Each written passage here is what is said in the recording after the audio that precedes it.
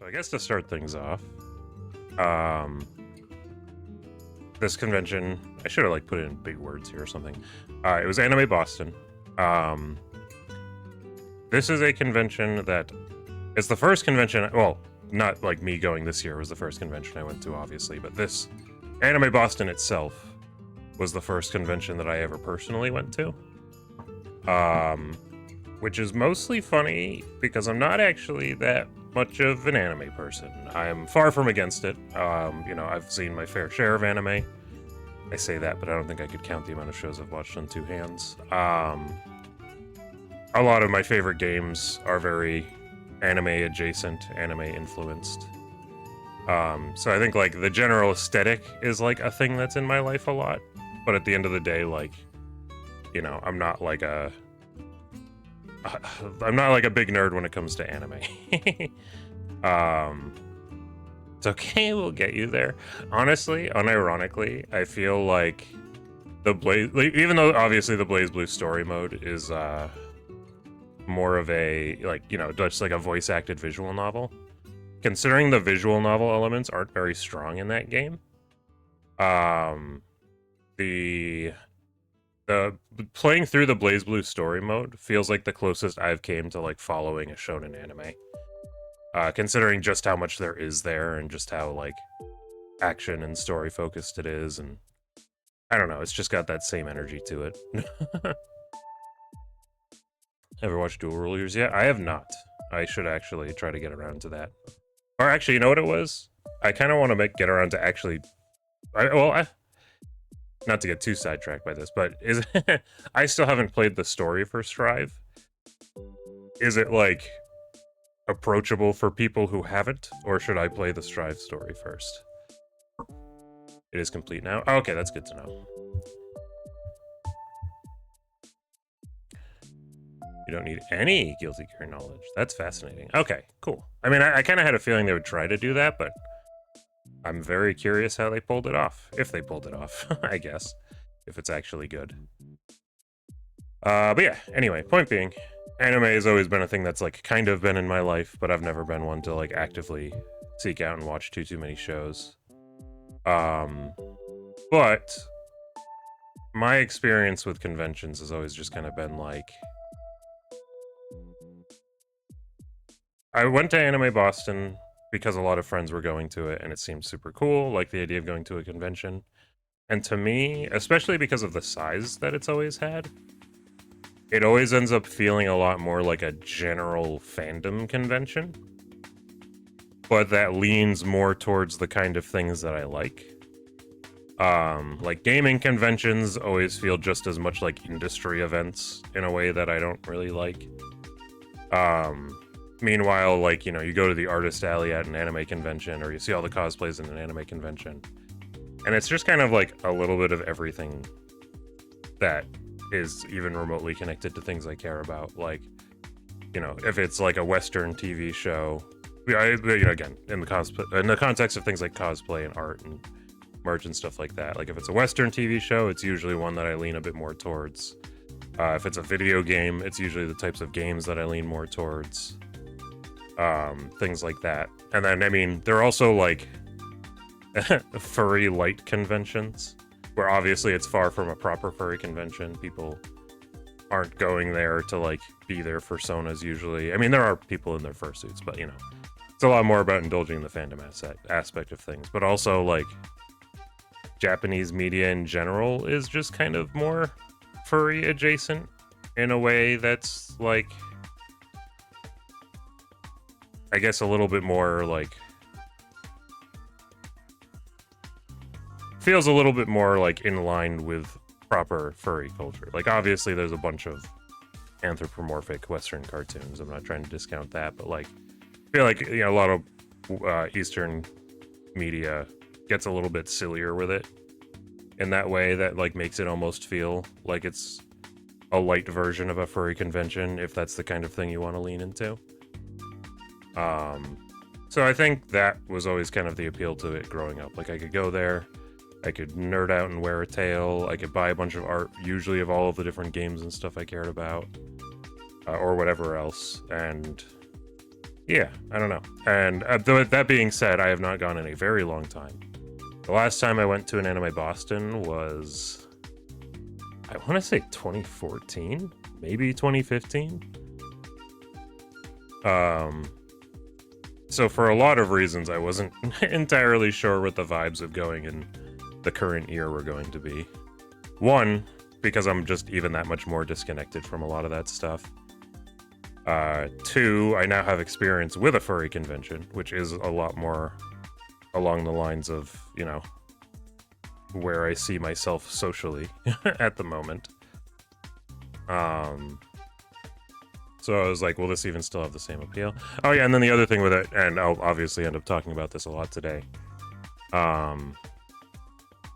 The game room was something that was always a huge appeal to me when it came to going to Anime Boston growing up. And that sorta would lose its appeal with time just because I started going to more fighting game tournaments and stuff, which basically felt like the coolest part of the game room, except it was a lot more focused and, you know, felt a lot more specifically community driven in a way that was even more appealing there. So I'm like, what is left for me at Anime Boston specifically? And it turned out, I mean, all the flavor is still there, and it ended up just being kind of fun for all the same reasons. Yeah. Starting on day 0. So in short, some friends of ours ended up kind of coordinating getting hotel rooms set up. I didn't personally care about getting a hotel room, but they offered to help with it, so I was like, I mean, if you're gonna help with it, I'll do it. But also, I'm not very far from the convention, so I will just drive back and forth every day. That's probably a lot easier.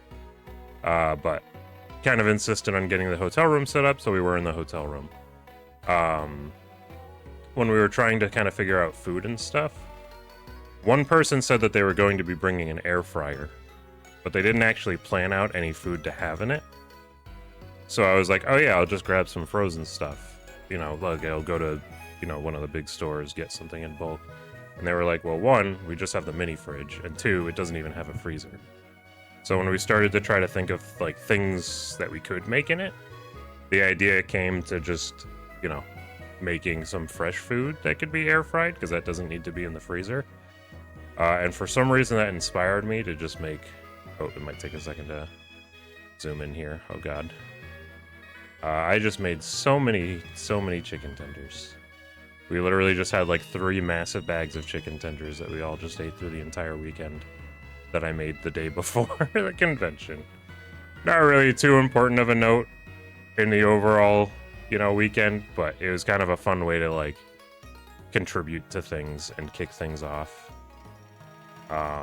But that was also like that. So this was Thursday night where we did this, and then we did actually start the hotel on Thursday night. So that pretty much instantly went into me staying there for the first night. I don't know why I didn't take more pictures of the actual hotel room. And obviously the actual view from the hotel was kind of gross because the window was kind of gross. But the hotel room was actually pretty nice. And it was, you know, as tends to be the case with convention centers, it was very close and basically connected to the actual con itself. So it made it pretty easy to go back and forth. And, you know, we kept things pretty comfy and clean in there.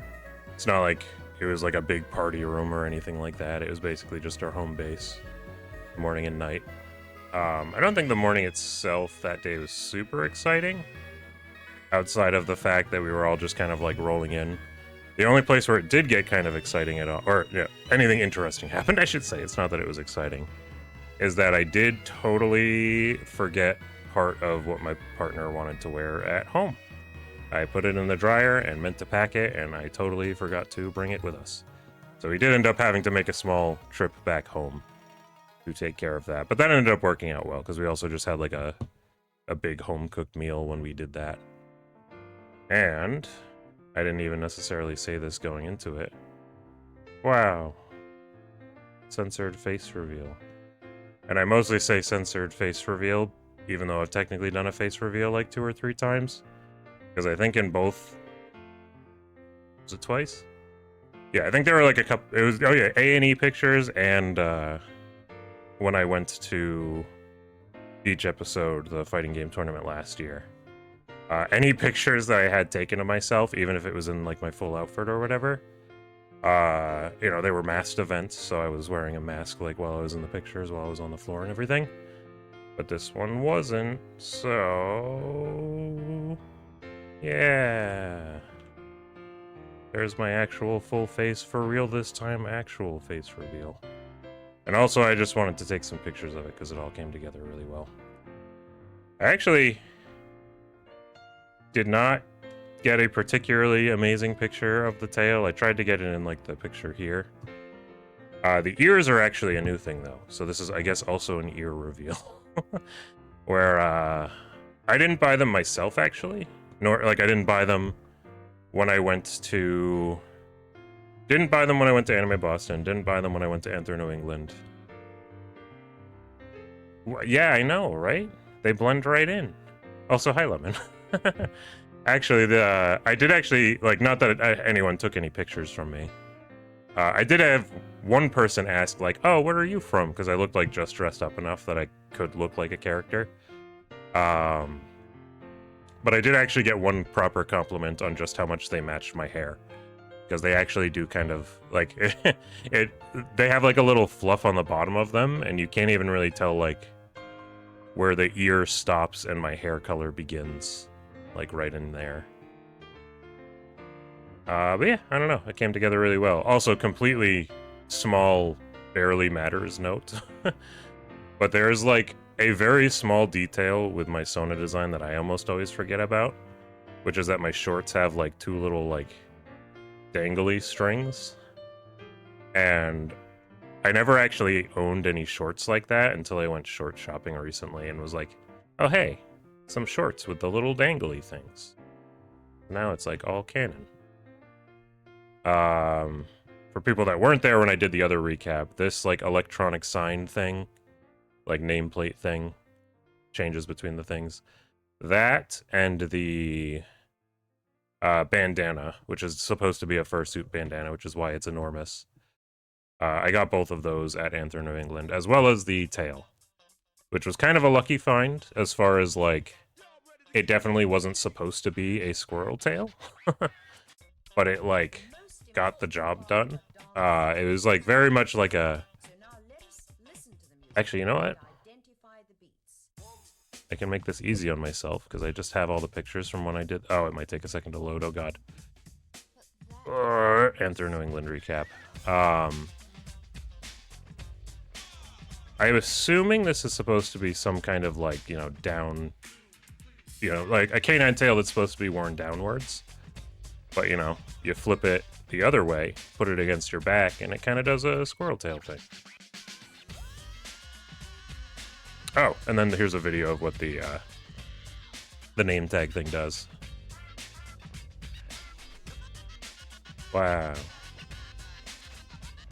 I actually got a couple comments on this because they're extremely common at furry conventions, but for pretty understandable reasons. They're actually, like, basically nobody had them at Anime Boston.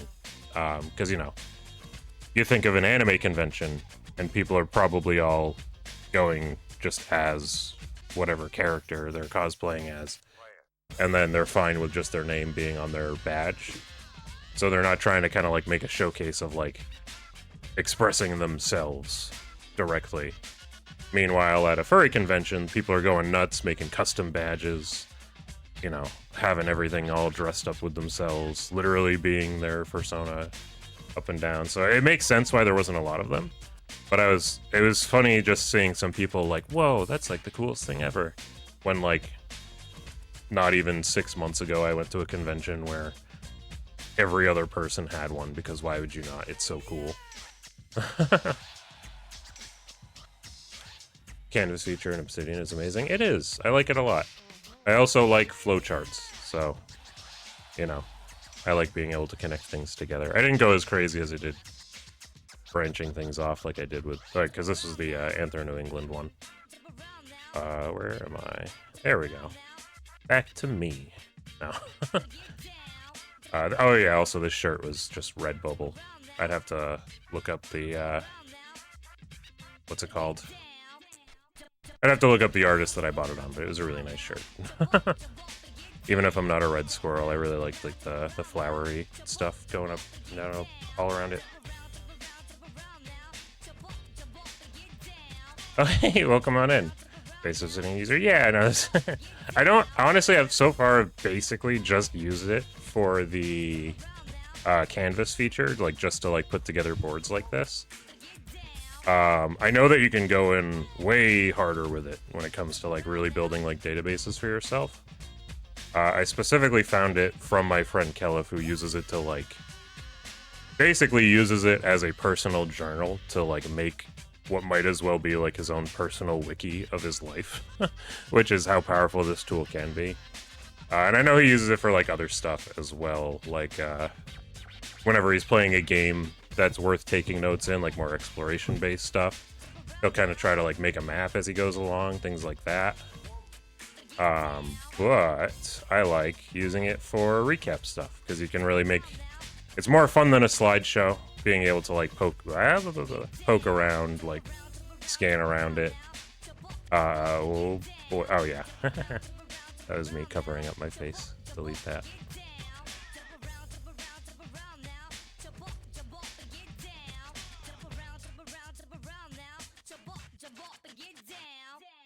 Also, just to make sure I'm not crazy, you were one of the people that I met at Anime Boston, right? Because I didn't actually catch the usernames of the people. That's so smart. I usually write all my essays in it. Oh, that's super smart too. Obsidian's cool. I'm glad that tools like this are becoming like more of a thing, because I feel like, I don't know, I've always preferred like towards the end of when I was in like high school and stuff was like when things like laptops and stuff really only just started to be more of a thing in the classroom. And I always found it like way easier, and like I retained way more when I like took notes that way. And being able to like straight up like organize your thoughts, branch them out, connect them all together, like I feel like people like me and like people like my friend Caliph, that's just like how their brains work, and it just makes for a much better way to organize everything, and it's super cool. This is Ian. Hell yeah. Okay, cool. Well, we'll get you on here somewhere, even though I literally don't have, I didn't take any photos of you. I tried to avoid taking photos of like people that were just like not in cosplay. Like even if even my personal friends that were there, I didn't take any pictures to put in the recap because I didn't want to be like, and here's my local friend's face who doesn't really have much of an internet presence.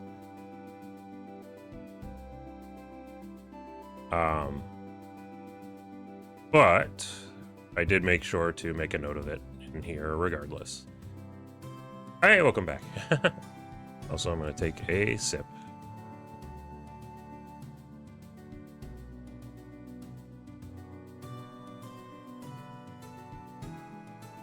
So understandably, yeah. In general, like, as much as I realistically could, I tried to avoid too many pictures of people's faces in, like, the photos that I have on this.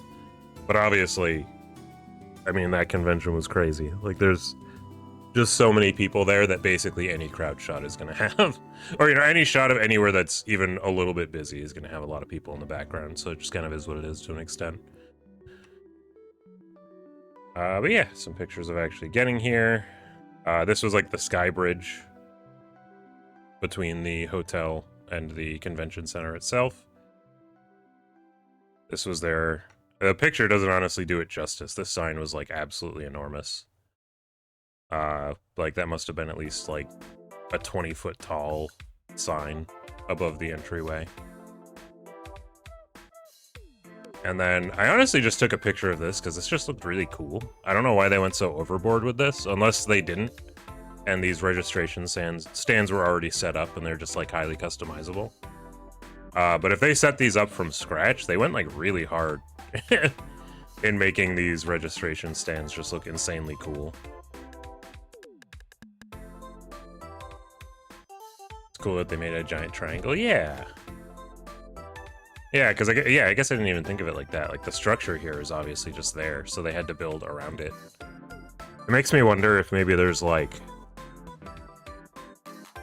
So, I guess to start, like basically in the building that I work in, like the office building I work in, they have like hallway posters that you can get set up.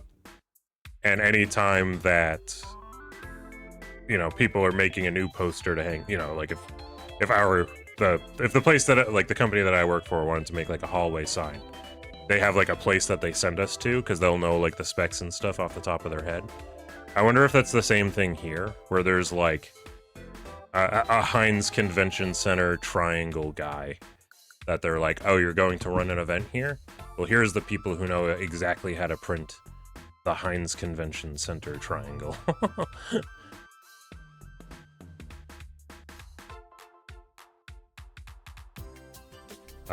Oh yeah, and here's, yeah. We did our badge registration first because we didn't know how crazy the line was going to be to actually get one. And then we realized that I forgot part of my partner's outfit. So then we drove back home for a little bit. Which, like I just said a second ago, wasn't anything too crazy. Excuse me. If anything, it was kind of nice to go home for a little bit and get some, like I just made, like, gigantic bowls of pasta for everybody, which I think coasted us for, like, almost the entire day. At least until we had dinner reservations later on. So it was just kind of like a nice little break. I mean, we still got back, like, plenty early. Like, we didn't miss anything that we were going to miss or anything like that. So it wasn't a bad thing, but it was mostly like a oops. And I guess actually on a related note, because I don't, you know, there's no real place for it and how I have this set up. I did end up getting fairly lucky for me, maybe not so lucky for my roommate, where I had asked my roommate before I left, like, hey, can you take care of the dogs while we're gone? Like, if you're just going to be here anyway? Because otherwise we had to drive back and forth every day to make sure that the dogs were fed, which was fine. I was, like, mentally prepared to do that. But it would be really cool if I didn't have to. And the answer that I got at the time was, I'm going to be doing something Sunday morning. But like I should be able to take care of them like up through Saturday night. So then I was like, oh, okay, cool. So I just have to come back Sunday morning. You know, after we take care of what we have to take care of, we'll do a little bit there, come back to the con for whatever time's left, and then just, you know, at that point we'll be back for the night, obviously. But she ended up not feeling great for the thing that she was gonna do. At least it was something that was like first thing in the morning. In a way where it just would have taken like a lot of energy. In a way where just like feeding the dogs and letting them out real quick wasn't anything too crazy, so she was still happy to help with that. So, thank you, roommate. We ended up getting her a gift, which I actually forgot to take a picture of. It was like a little like, or medium-sized, I should say, leopard gecko plush that we were like, because she has had a lot of leopard geckos. It's one of her favorite animals, so we were like, oh, we should get you a little something. She wasn't even expecting any money from it, so we were like, we should get you something. Thanks for helping out. Returned about 2 hours later. I will talk about all the stuff I bought later, because it was a lot, but it's honestly fun to talk about towards the end, because, I don't know, that's the fun part. Just going over all the items. But yeah, these were packed. And this was just the first day. They're even more packed on the second day. But the way that they have it set up is they have, I think on every floor, they have 2 enormous rooms that are connected to each other. On the first floor is where they had, like with the 2 gigantic rooms, one of them was the artist's alley, which basically looked like this, you know, pretty simple. Everybody's got all their booths set up. Usually there's a bunch of like hanging art or pins or whatever. That's kind of more so the vibe at the artist's alley. And then directly connected to that was the console, gaming, and autograph room, which I'll have pictures of in a little bit. Meanwhile, the dealer's den was just 2 absolutely enormous rooms of people selling more so like merchandise and stuff like that. Honestly, the dealer's hall did have some cool stuff, but it also melted my brain a little bit. Because it was like, I would say a solid like 60% of what was there was just anime figure stands that all looked exactly the same.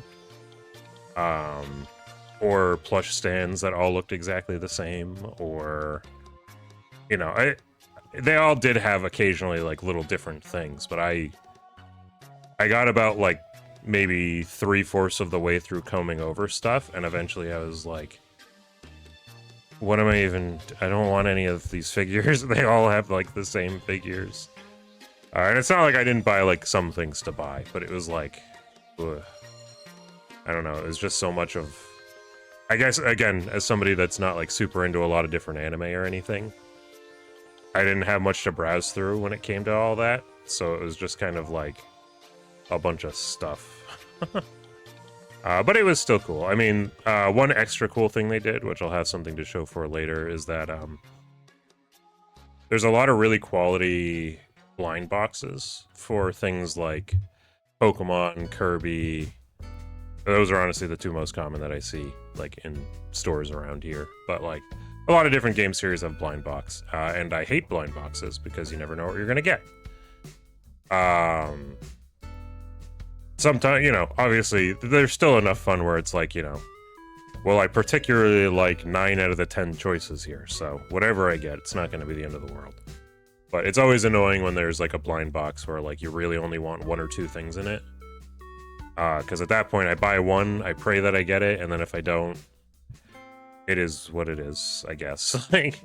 But there were a lot of these stands that were just selling the blind box stuff, like, but you could just pick which one you wanted. Which I'm pretty sure that's a thing you can do online, but it was nicer to just be able to be in a room with all of them. And they didn't even really charge more than what the blind box itself would be for, which kind of surprised me. I figured they would have some kind of substantial upcharge, but for the most part they were just the same price. I agree, I usually only want early 2000s or obscure old anime merch. Yeah, and they didn't... It's hard to, like... When there's just so much... when it comes to, like, the figures and stuff, that for all I knew, there were, like, 2 or 3 different stands that were actually selling something that I actually wanted. But I just, like, my eyes were rolling back in my head just, like, scanning through a ton of anime figures that I didn't recognize.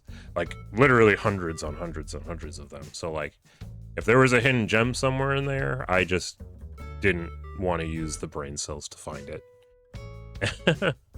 And honestly, even beyond that, like, yeah, there probably just really wasn't much.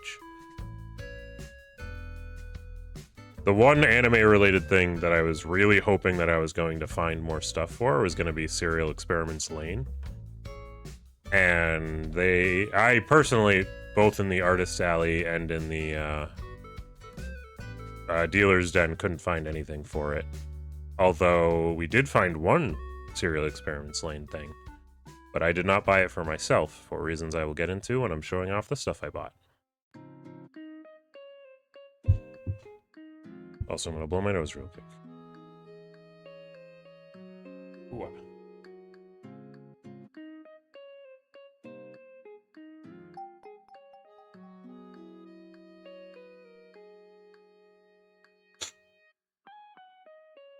Ooh, thank you, Lemon.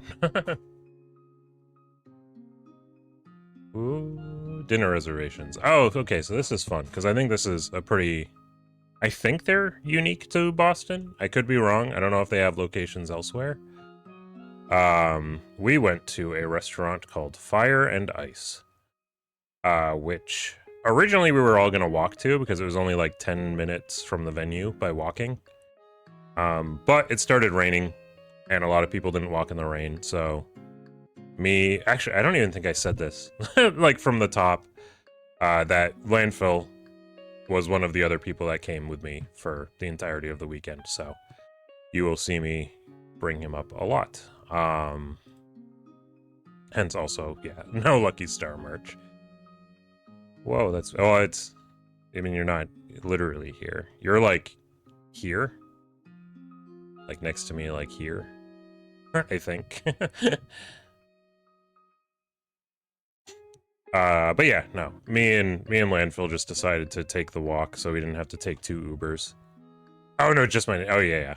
Landfill mentioned. But yeah, it would have been... With the amount of people that were between both of the hotel rooms that we had set up, it would have needed to be like 2 Ubers or whatever to get there. And I was just like... I mean, I just like walking in the rain, so I'll walk in the rain. So, I at least decided to take a picture or 2 while I was doing it. Or a picture, I guess.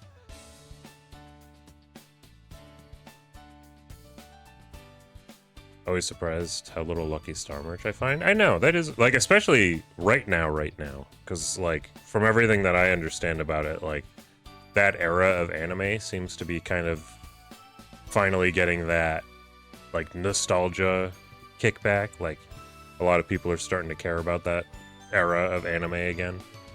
So I kind of expected to see a bit more stuff like that.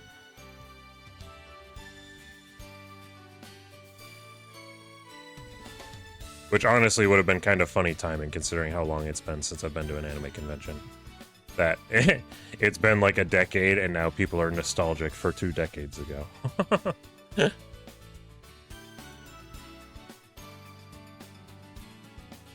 It's coming back, yet no merch. I'm sure it's only a matter of time. But yeah, kind of lame that there wasn't more of it. Let's see. Fire and Ice. So, for people who have never been to this area or never been to this restaurant, it is a very gimmicky restaurant where the idea behind it is that instead of being a normal buffet, it is a buffet of raw ingredients.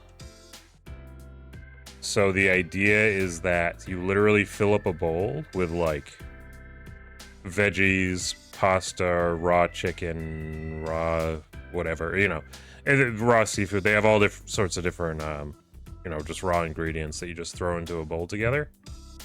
You bring it up to a grill, which I have pictures and video of down here. And then they just like cook it for you and everybody else live. And it's like, you know, it's a weird idea for a restaurant. I think if for no other reason than like most people probably aren't good at putting their own ingredients together. And the chefs just kind of like have to make it work, and it might not be great. So your mileage may vary with how good your experience at the restaurant is based on that. But also, that's what makes it just kind of gimmicky fun. Like, it's not a place I could imagine going out to eat to regularly, but it's just like a fun little thing to do, especially at like an event like this. Oh yeah, here's like a better view of like how they got everything set up. That way they can avoid blame if it tastes bad. Exactly. They're like, I don't know, you picked the ingredients, man. That's on you. I will literally make the art myself. I'm going to say, oh yeah, hell yeah. That'd be super cool. I have no idea what that process looks like as far as like, I don't know how competitive it is, or like, you know, how far in advance you have to get that sort of stuff set up. But that sounds like a super cool thing to look into.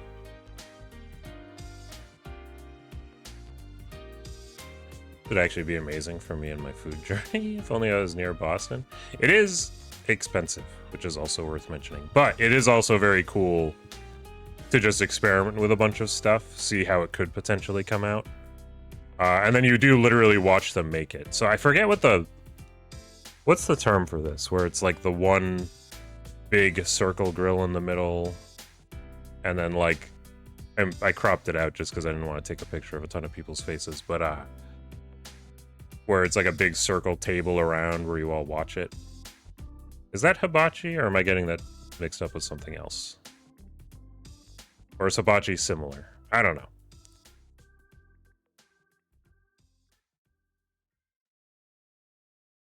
Hibachi is similar. Hey, Kelif.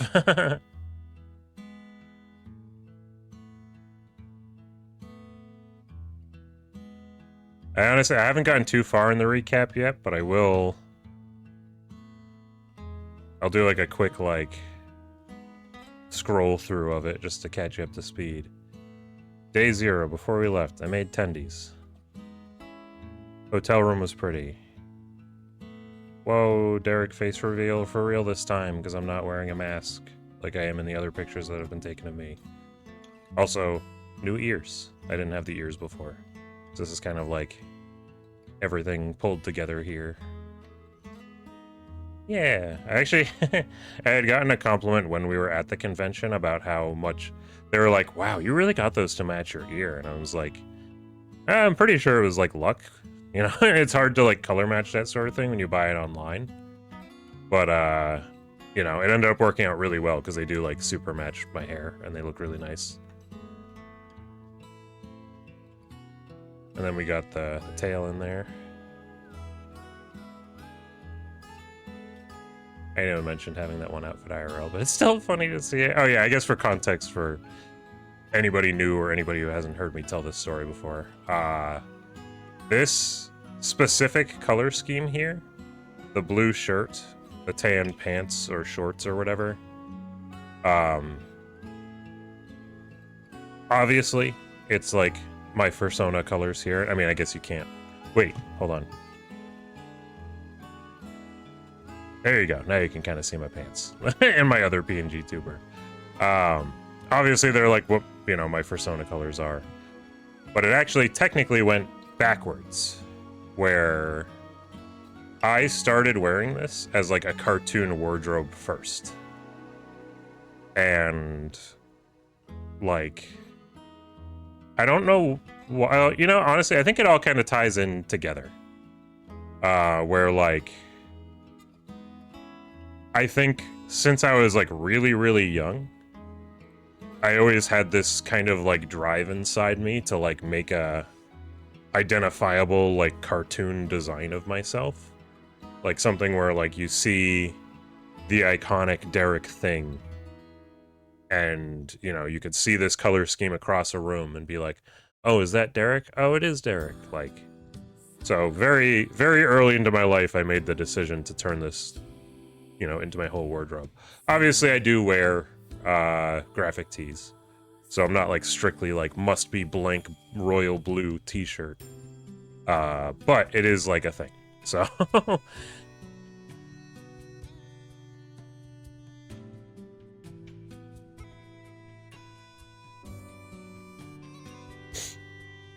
whoa, excuse me.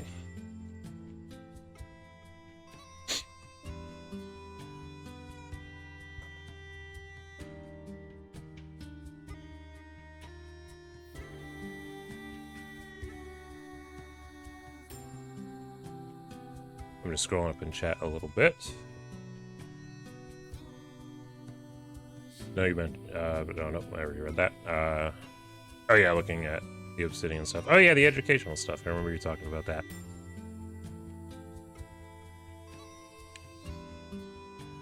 Am I correct in that obsidian is what you use for like a lot of like your like journaling type stuff, like that big like map that you show sometimes? Is that obsidian or is that something else?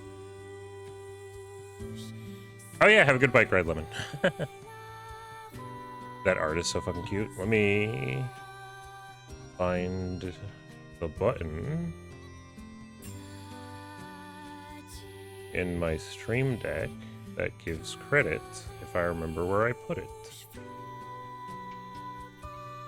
There we go. Wait, did it work? I don't think it worked. Shit. I didn't set it up with the new streaming software yet. I'm supposed to have a button on my stream deck that like links to everything from the artist who made this. Anyway, you might have heard of them before.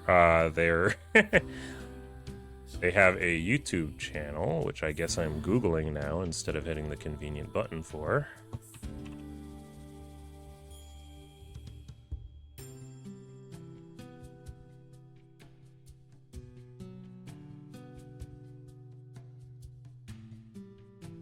There we go. Jackadamia. You may have heard of them before. Because they do a lot of really cute, like, a lot of really cute animations in general, and they also have started doing more, like, insightful video essay type videos that are all, like, pretty solid. So when I saw commissions go up at one point, I was just like, whoa, yes, please. I would like to commission something from you. Specifically, these doodle tuber things you do are really cute.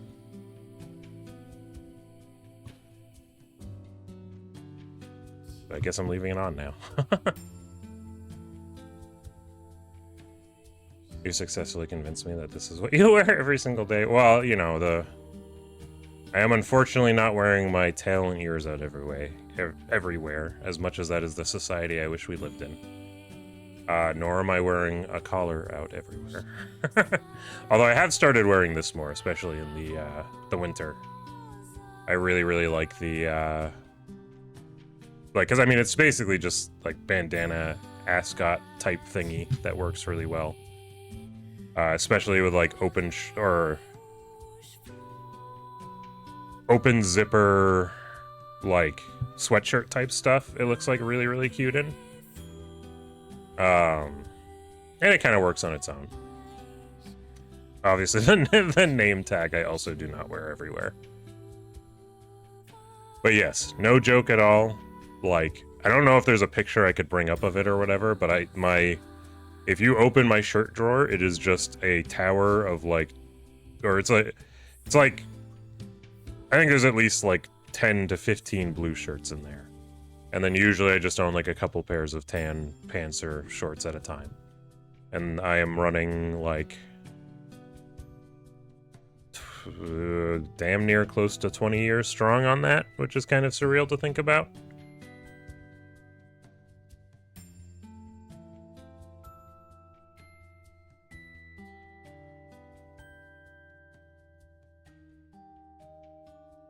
Oh yeah, speedrunning this real quick, and then I'll respond to messages again. This is the sky bridge from the hotel room. This was the gigantic sign that they had right in front of the door. These registration booths were way cooler than they had any reason to be, so I wanted to take a picture of them. Had to make a small trip back home, which doesn't matter because I live close to the area. Artist alley, dealer's den. And I have not gone into all the stuff that I bought yet. We'll come back there later. Because that's the fun part. And then I was just talking about Fire and Ice. Yes, I love Jack Mia. Hell yeah. Yeah, no, as soon as I saw their commissions open, I was just like, whoa, can I finally get a big commission from a big artist that I like a lot? I've actually never done that before. I usually like seeking out smaller artists.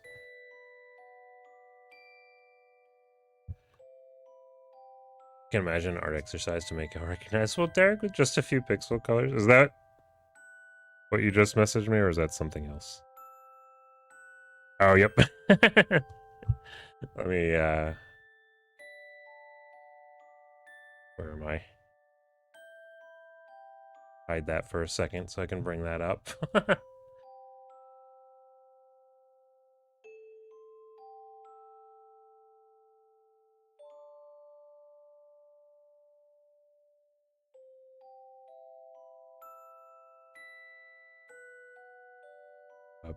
Where the hell is it? Oh, there we go. Yeah, I'll just drag it right in here.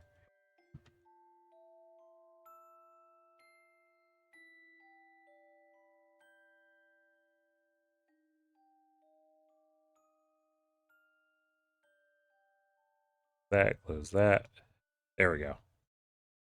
This is Kelif's interpretation. Hold on.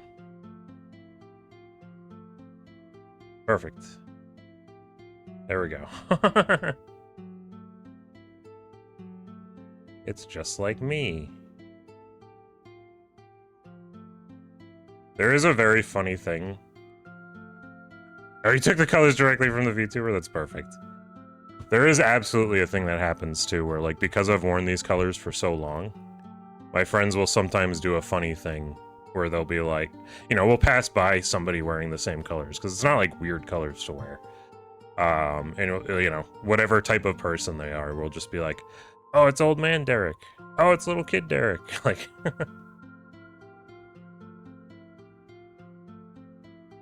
I have successfully conditioned many people to think of me as soon as they see these colors, and I love it.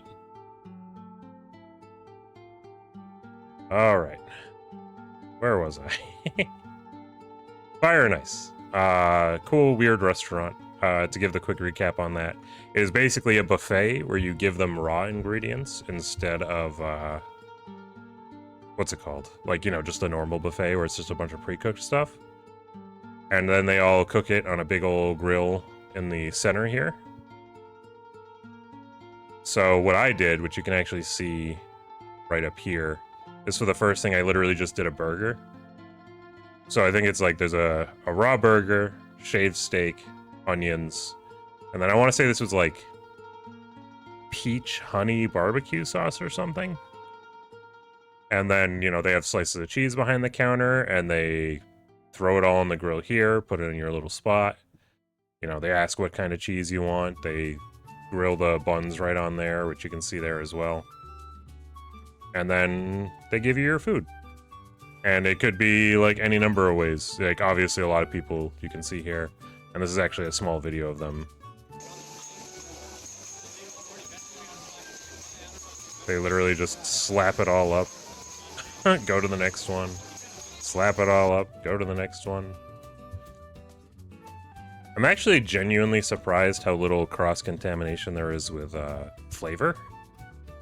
Like, they'll go from, you know, working on somebody's seafood meal to working on your meal, and there's never any moment where I'm like, oh god, like the person before me had shrimp. Like, it tends to be pretty well self-contained to still being like the meal that you put together, despite the fact that it's all just in this big old table here. Mongolian barbecue, that's what it's called. Interesting. Yeah, I was like, is this like hibachi? But hibachi is a little different. I've never been to hibachi, so I don't know exactly how it works, but one of our group did get an onion from a stranger. Oh yeah, that does happen, which is kind of crummy. And I actually got, like, I didn't take a picture of it, but I had like a rice bowl that I got like somebody else's shrimp in, like one piece of their shrimp. Because it's like stuff just kind of like flies all over the place sometimes. Again, it's not, I wouldn't honestly say it's an amazing restaurant, but it's a very fun restaurant. Because like weird stuff like that's gonna happen.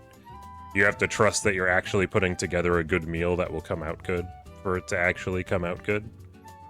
But if you just go with the flow, you try to have fun with it, especially if you know your way around cooking a little bit, or you're trying to experiment with cooking. You can just have them do stuff and watch how they do it and see how it comes out. Then it's kind of neat. And then I didn't really need to take pictures of the walk back, but honestly it was kind of a vibe, so I did it anyway. Wow.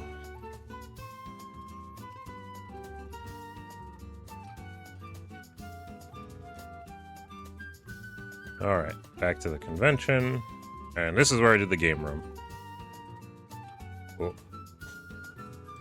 So, it was actually kind of a very strange setup, where they actually didn't have like a crazy amount of space for console gaming, and it was all the way at the back of this room, where it was this weird combination room where this left side was tabletop gaming, where they had just like a bunch of games that you could grab and get together in a circle with people and play them.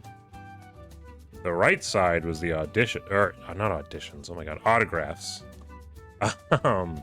Where obviously there was nobody set up for a signing right now, but you can see sort of kind of here, like whatever, I don't recognize these voice actors off the top of my head, but you know, a voice actor would be there. You could go up and get a signature from them. Obviously the lines got crazy long. I think I did actually look at the list of voice actors, and there was only one that I recognized. And it was the the English voice actor for Shadow. Like, Shadow the Hedgehog was there. And there's a small part of me that was tempted to do something about that, but I think I would have needed something in advance. Like, I didn't think to bring anything to get signed, but I don't know. It might have been a lot of time spent for something kind of sort of neat anyway, so maybe it was better that I didn't. But then you go all the way to the back, and then this is how they kind of have the game room set up, where it's just a bunch of consoles. You walk back and forth. They got PS5s over here, Switches over here. They got some PS4s set up. You know, the more popular games have a good handful of setups, where there's like there were a good amount of Strive setups, a good amount of Street Fighter setups, good amount of Tekken setups, good amount of Smash setups. And yeah, I don't know. There were a couple more obscure setups, which I'll get into a bit as well. And hey, it's you, the one picture that I technically took of you. Because this was an extremely funny moment. Because I think meeting you was the first thing that I did when we got there. Like, just as far as, like, you three were all playing together. And then I just kind of was like, hey, can I get in some games? Because I don't know. That's what I like doing in the game rooms. It's fun to just pop up to a group of people, get some games in, have some laughs, hopefully. And these two like Guilty Gear cosplayers here, literally were just after we did like the first like 2 or 3 rounds, I just look behind me. Both of them are just watching us play, and I'm like, hey, look, it's the Guilty Gears. They're here. Like, it was just like a really funny moment of like the Guilty Gear cosplayers being like, you guys playing Guilty Gear? And this picture actually specifically, I asked them if I could take a picture of them coming up and watching us, just because I thought that that moment was like really funny. But I did get a proper picture of them, and their cosplays are really good. And there was a funny moment alongside it where there was 3 friends that were there. There's the Bridget cosplayer, the Testament cosplayer, and then one of their friends was not in a Guilty Gear cosplay, but was just in a Minion outfit. So at first when I asked for the pictures, like, you know, understandably he just stood aside. He wasn't expecting any pictures of his fucking silly Minion outfit. Like, he just, you know, was just kind of like, oh yeah, you want to take pictures of the 2 Guilty Gear cosplayers. You're literally playing Guilty Gear right now. Which obviously, you know, I did. Like, wasn't wrong. I wanted the Guilty Gear cosplay pictures. But also, I was like, you know, I took this picture and I was like, no, you get in here too. Like, don't want you feeling left out. I want to picture you as well. You were part of this moment. But it did make for a very funny moment of just like, I don't know. They were fun. I don't think we actually bumped into each other or chatted all that much, but I definitely saw all of them around the console gaming room a lot during the convention, because I personally ended up going there a decent amount. But on the first day, I actually wasn't there super long, because I don't think I got there until like maybe 9 at night, 9:30, 10 o'clock, and they closed at 11. So I didn't actually get a ton of time there on the first day, because I spent most of it shopping.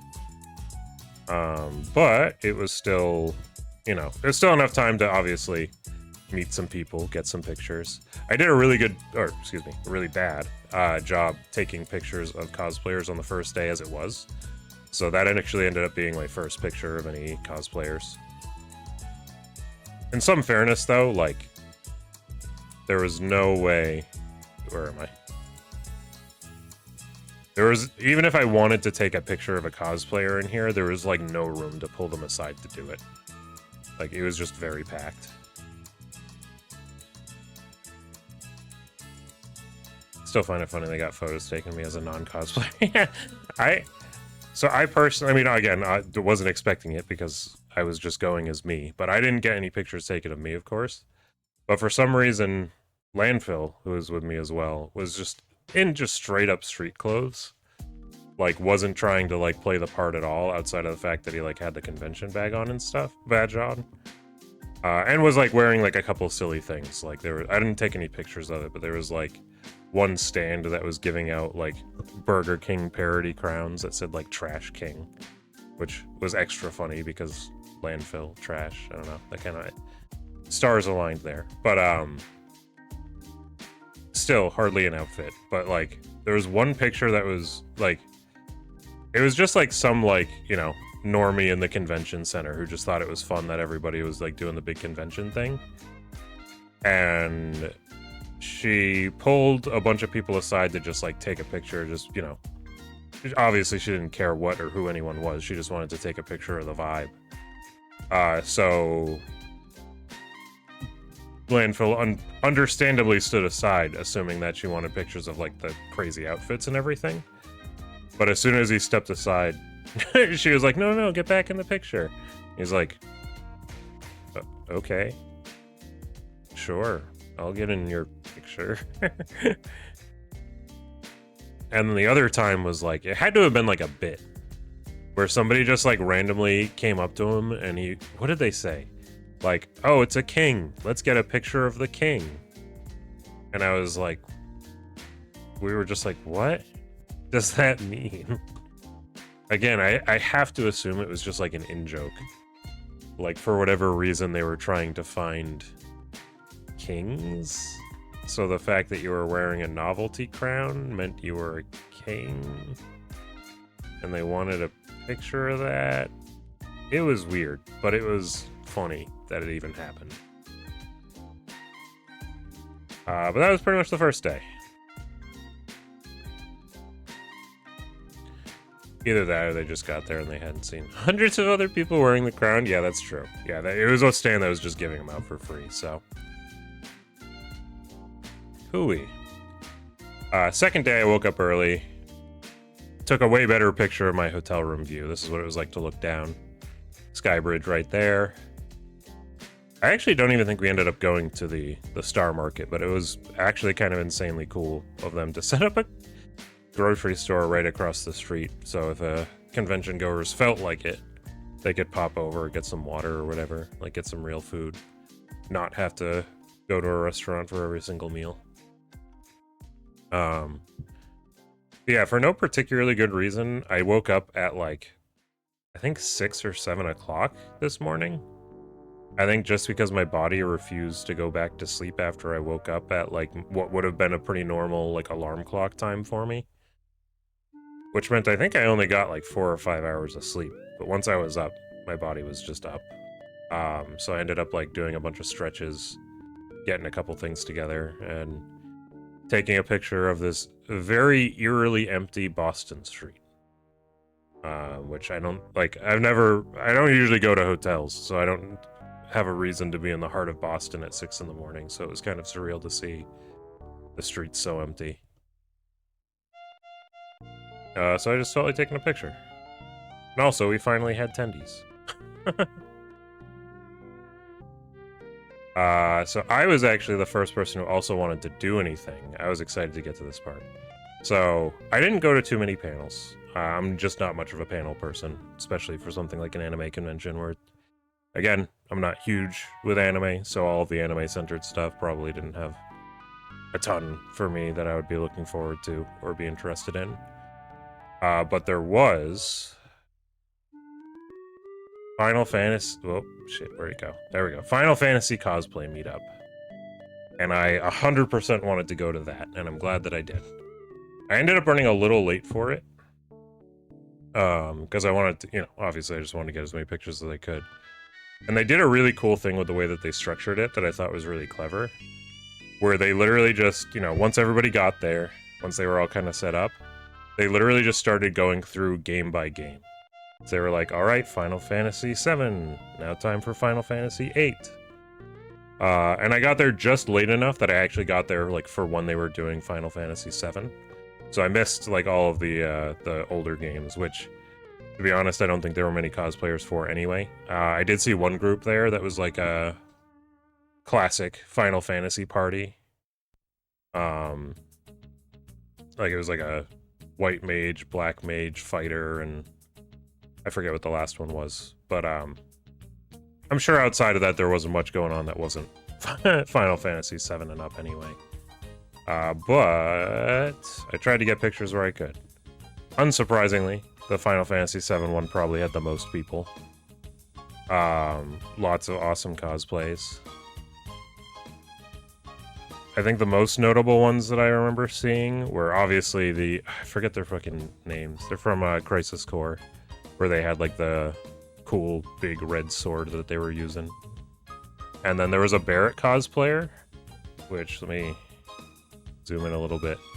The like the handgun actually had like a rotation on it. So people just kept being like, Barrett, spin the gun, and then he would do it and everyone would like go wild. It was really funny.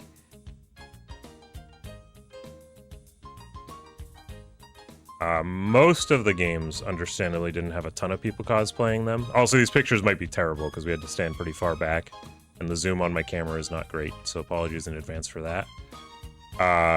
There are plenty of the games that barely had any people cosplaying as them. Final Fantasy VIII literally just had this, which, you know, that was kind of cute in its own way, because anytime, you know, when it was something big like Final Fantasy VII, everyone got hyped because there was like a big group up there. But then whenever it was just like 1 or 2 people, everyone was hyped because they were like, hell yeah, look at you, you're the Final Fantasy VIII people, I love that game. Thanks for repping the game. Probably my single favorite cosplay at the event, both individual cosplay and group cosplay. Look at this fucking Final Fantasy IX family. I cannot get over how much I love this Steiner cosplay. And I'm pretty positive that this was the dad, this was the mom, and this was their little kid as Vivi. And then I actually have no idea if this person was related. I'm pretty sure that they were, because I'm pretty sure I saw them sticking together after the meetup. And something I actually didn't think of until I was putting these pictures together last night. Galaxy Brain move to have a cosplay for your kid that people can take pictures of, but they can't see his face. Super smart. So, like, you can have your kid have fun with cosplay and have fun getting pictures taken, but also not have a bunch of people taking pictures of your child. Quite literally. And the cosplay itself looks amazing. Just another picture. Oh yeah, this is another thing that they did, where I didn't get pictures of it every single time, but they would have, like, usually what they did is they'd call up the game, they'd have everybody pose, then they would eventually do a countdown, and then have everybody change pose. So I think this was like the first pose, then it was like, 1, 2, 3, and change pose. I love this fucking picture just because he did the fucking... It was a split-second moment of him doing like a Steiner scream. It's just so cartoony. I don't know. I couldn't get over how awesome this cosplay is. Like, biggest regret of the con was not being able to, like... I didn't want to just pull them aside right after the panel, because that felt kind of weird, especially because it was like a family with a kid. But I really wanted to get a better picture of all of them. It was such a cute family. And then I didn't end up seeing them again for the rest of the con, which, again, probably has something to do with them having their kid there. I'm sure they could only be there for that long. But still, I don't know. I love it so much. Final Fantasy X had a pretty decent-sized group. I feel like my favorite part of this is that there were 3 different people cosplaying the same character. And I feel like they all did a good job for different reasons. Like, I like all of their cosplays for different reasons. I also really love both of the Yuna cosplays, too. That's, like, a character that, like, just has such a good design. And I hadn't really, like, seen... Like, I don't think I've been to a convention like this since I played Final Fantasy X. So it was cool seeing the design actually, like, represented.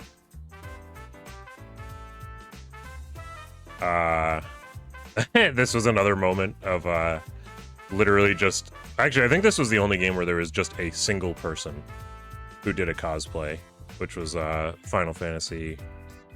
Wait, oh shit, I labeled this wrong. Donk. Right? 12? Yeah, 12, not 11. This is the main character, Vaughn, from Final Fantasy XII, which, of course, as soon as they went up in cosplay, everyone was doing the fucking... Oh, I forget what the meme is. That, like, really popular Mega 64 video, which is probably how most people know about it.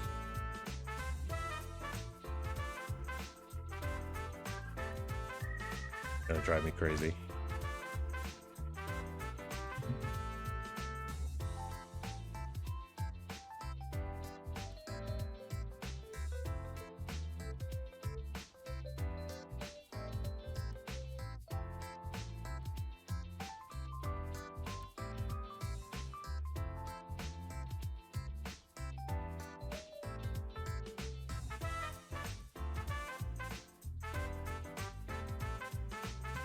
Oh, I was hoping I could find it really fast.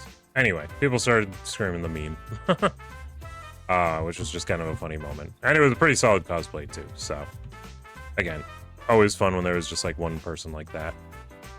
I am not somebody who indulges in Final Fantasy XIV, so I could not tell you the significance of all the cosplays here. I will say... I'll make this one bigger, too. This male Moogle cosplay was insanely cute. I did not take a good picture of it, because after this, they were doing kind of like a cute little, like, kicking up a leg, handing out the letter with both hands pose that I wish I got a picture of. But overall, just like, you know, humanizing the male Moogle was just like a really cute idea for a design. And then in one of the small handful of fursuits that I saw at the convention, somebody had a really good behemoth fursuit that I also wish that I got a closer picture of.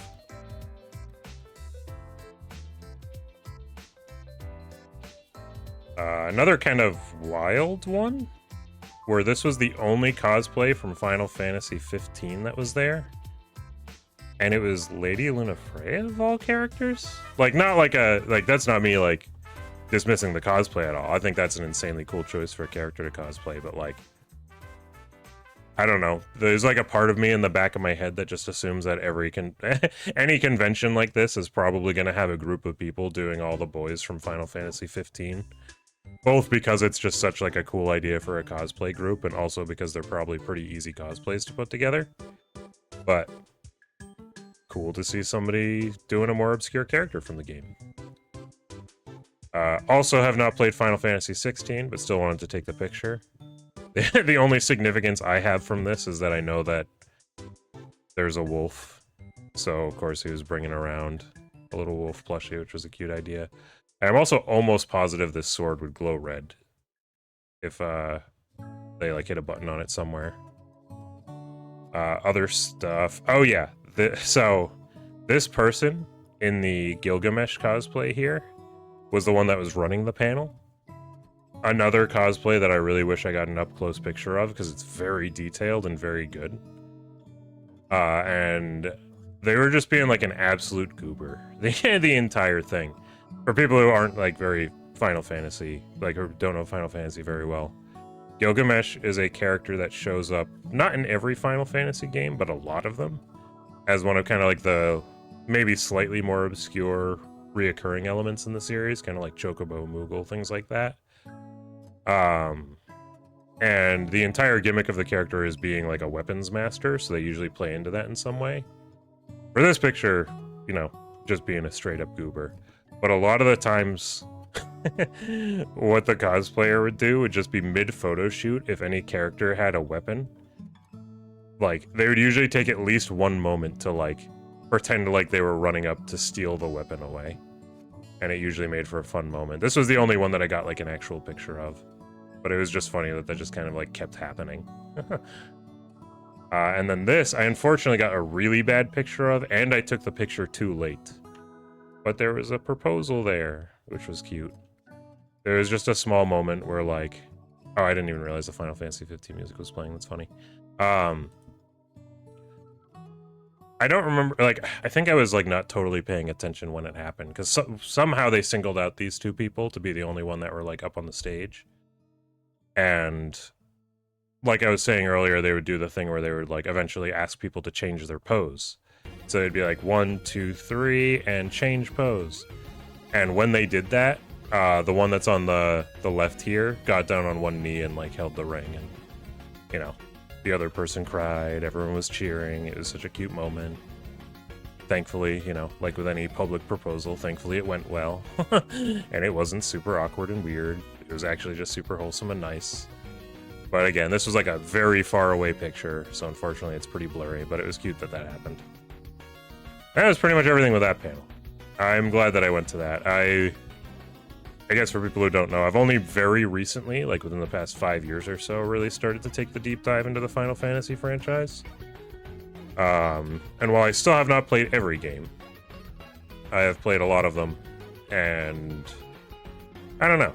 It was just fun to go to a panel that, like, really indulged in it, and for being an anime convention, it was cool to be, like, just totally in there for people geeking out about a game series that I've started to really like recently. Especially because it's a really big one with a lot of variety. Cool. This is where... So I did... On the second day is when I started to take significantly more pictures of, like, cosplayers and whatnot. Because I was doing such a bad job about it on the first day. I still didn't take a million pictures, but I tried to take some good ones. This... Honestly, so you know, it was pretty common to see the 2B cosplayers. So, like, you know, pretty solid cosplay in and of itself. But a lot of the reason that I wanted to specifically take a picture of this cosplayer is because they 3D printed like one of the drones and had it like hanging out over their shoulder, and I just thought that was the coolest thing. I like really wanted to get a picture of it just so I could be like, you know, just and I asked some questions about it. Like I said, it was just like totally 3D printed, and I think that just kind of got me thinking about how, like, again, it's been nearly a decade since I've been to an anime convention, and in that time, 3D printers have gone, you know, significantly more mainstream and affordable and all that stuff. And I had heard, obviously, a lot about how that played into, like, making fursuits and stuff. So it's not like I didn't know that they weren't a part of costume design in general nowadays, with how easy it is to just make literally whatever you want. But I did not consider just how much it was going to up the cosplay game across the board for so many different cosplays that were there. Any Steven Universe fans out there? This was... I think that I literally walked outside of the Final Fantasy panel, and there were people taking a picture of this, and I just, like, had to take a picture. Because that was just, like, a really, really, really cool idea for a group cosplay, and they all did an amazing job. Mother 3 cosplay. Very jealous that they have the Lucas and Klaus plushes. But overall, the cosplay itself looks great. I especially love the Flint, like, just how saturated they got the cowboy outfit to actually look like the characters. But very cute couples cosplay, too. Some Silent Hill.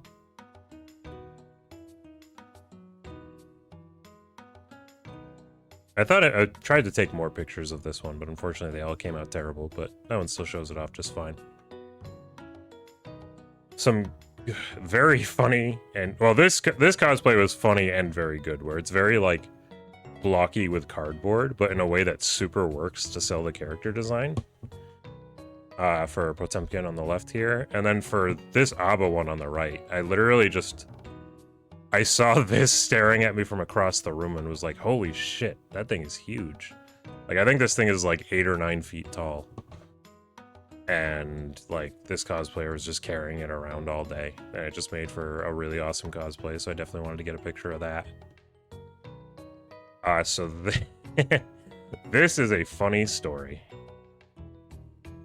I'm not in, like, to Marvel anything, really.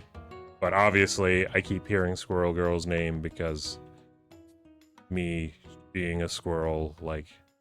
One, the character is just brought up to me in general, but two, it's brought up even more since, like, people were like, you should play Marvel Rivals. You know, there's a squirrel character in it.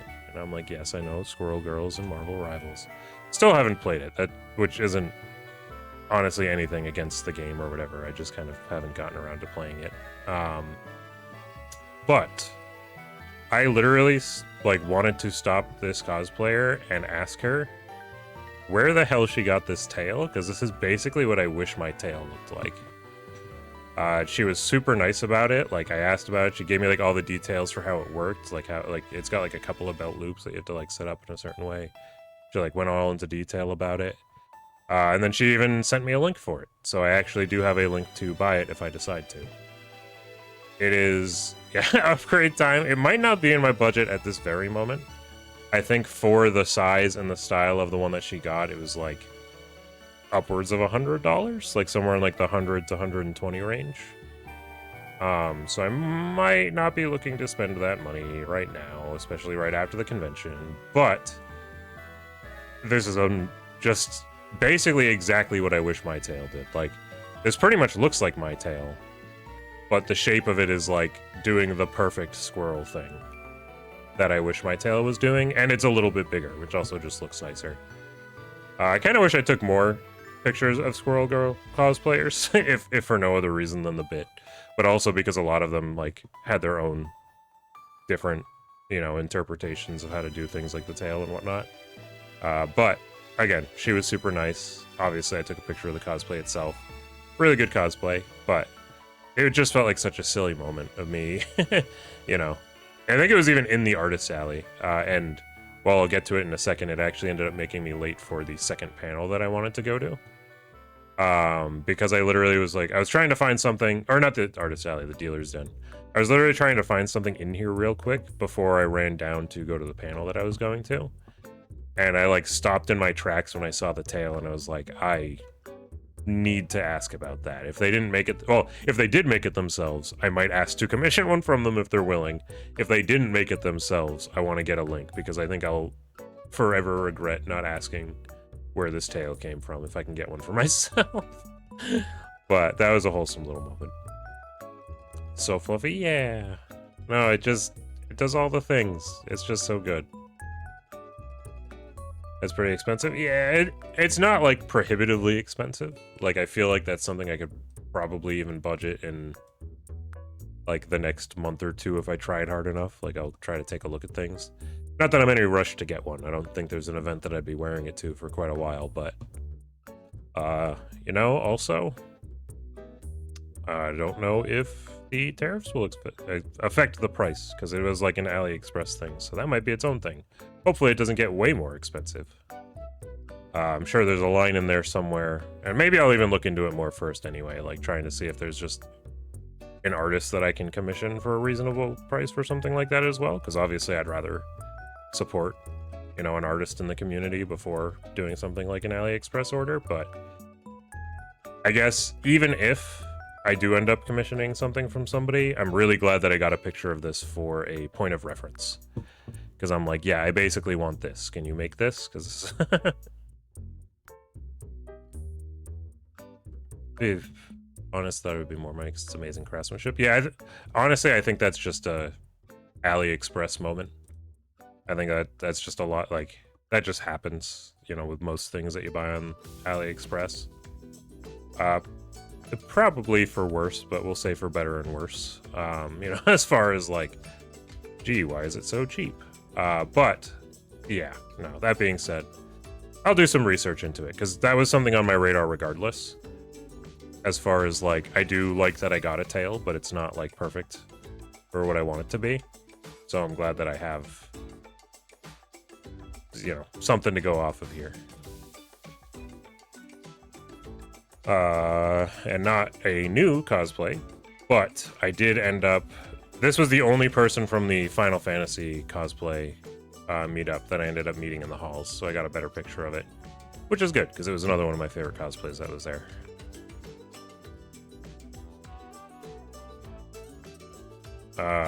Let's see. Yeah, it's a rub with AliExpress. Yeah, but then, and then, like I just said too, I'm sure AliExpress stuff is about to get a lot more expensive, so we'll see how that pans out in the long term too. Last minute purchases. Oh, honestly, I didn't really have a ton of things that I still wanted on the last day. Like, I had spent a lot of money already, so there wasn't too much that I was looking around for. Most of what I wanted to do was that I wanted to what's it called? So I'll get to it in due time, but there's a specific charm that I got that I realized a friend of mine might really like. So I bought it for myself. I probably would have just given it to him if I didn't end up finding the booth again to buy another one, or if they sold out. But I wanted to find the booth again to get the charm for him. And when I got to that booth again, I ended up finding 2 other charms of theirs that I also wanted. So, oops, accidentally spent way more money at the same place. So, all the more reason it was worth it to go there. Did you mention the 5 a.m. circumstances? Nope. That'll be after this day, which we're almost at the end of.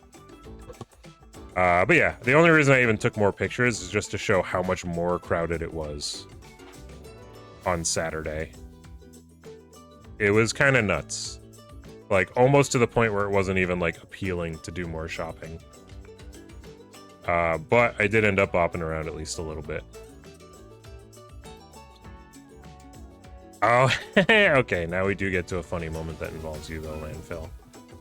So, in the game room, for most of the convention,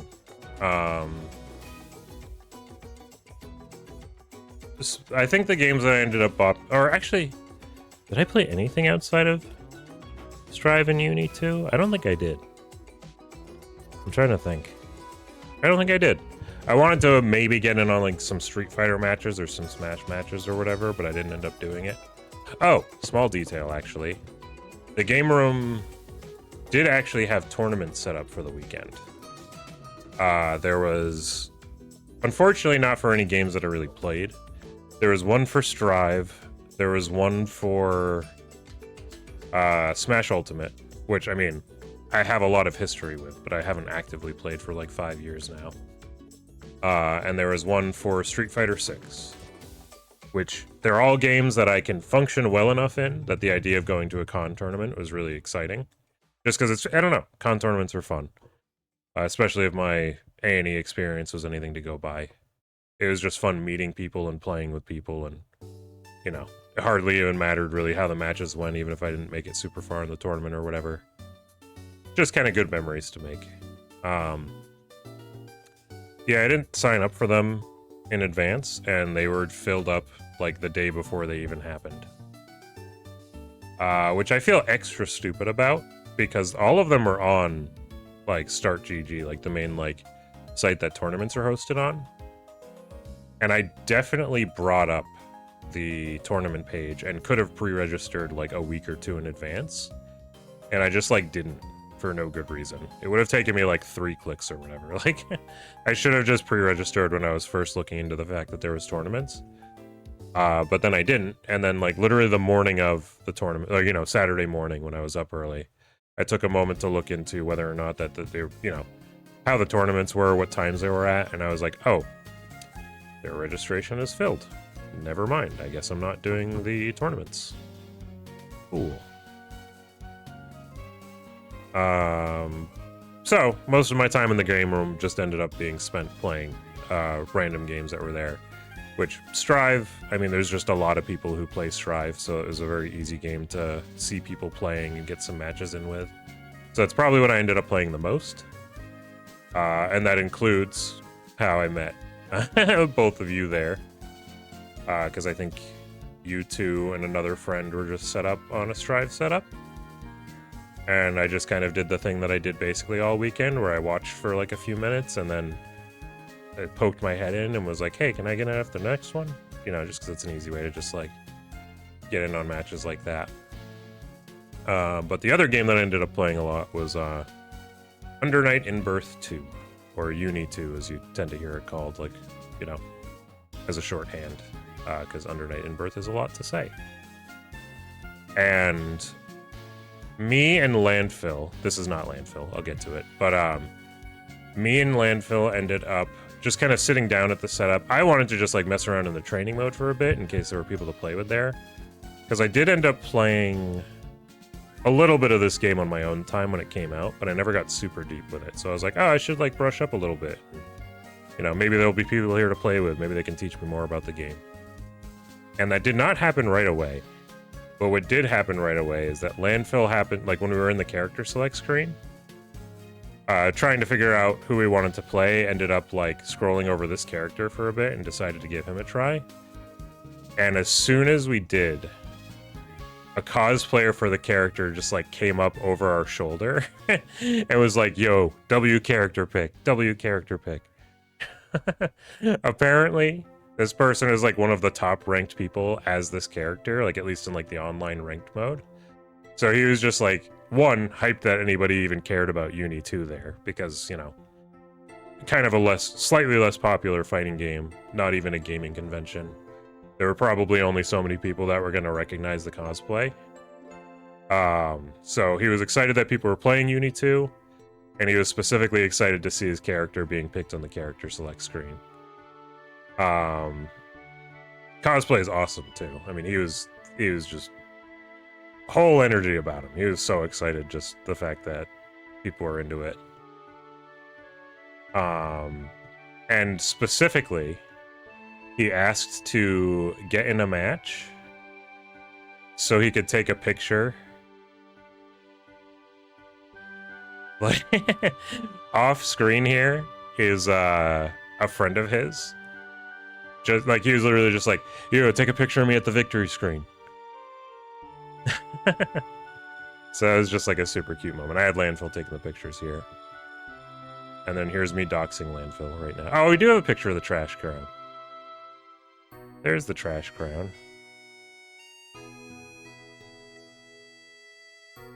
I don't have any pictures of your face in here, but I'm so glad you said hi. Jonah, I love meeting you. It was a highlight of our weekend. Yeah, it was super. It was absolutely a highlight of my weekend, meeting you guys as well. Like, I really love the game room for that. Is sometimes it is a little come and go. Like, you know, you sit down, you play a few matches with somebody. Maybe you just personally don't have a ton of chemistry as people. Maybe you're just more there for the vibe of the matches. But every now and again, you know, there are people like you guys just hanging out there where we could just really just chat and vibe, and it was a lot of fun to just chat and vibe.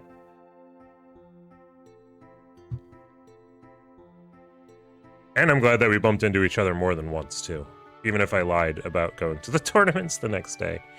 Because, yeah, for context on that, I ended up, you know, the day before, I was like, yeah, I'm going to be doing the Street Fighter and the Smash tournament tomorrow. And I think you had said something along the lines of like, oh yeah, we'll try to stop by and watch. And then I showed up the next day and I was like, oops, just kidding. I'm not, actually, but I am here.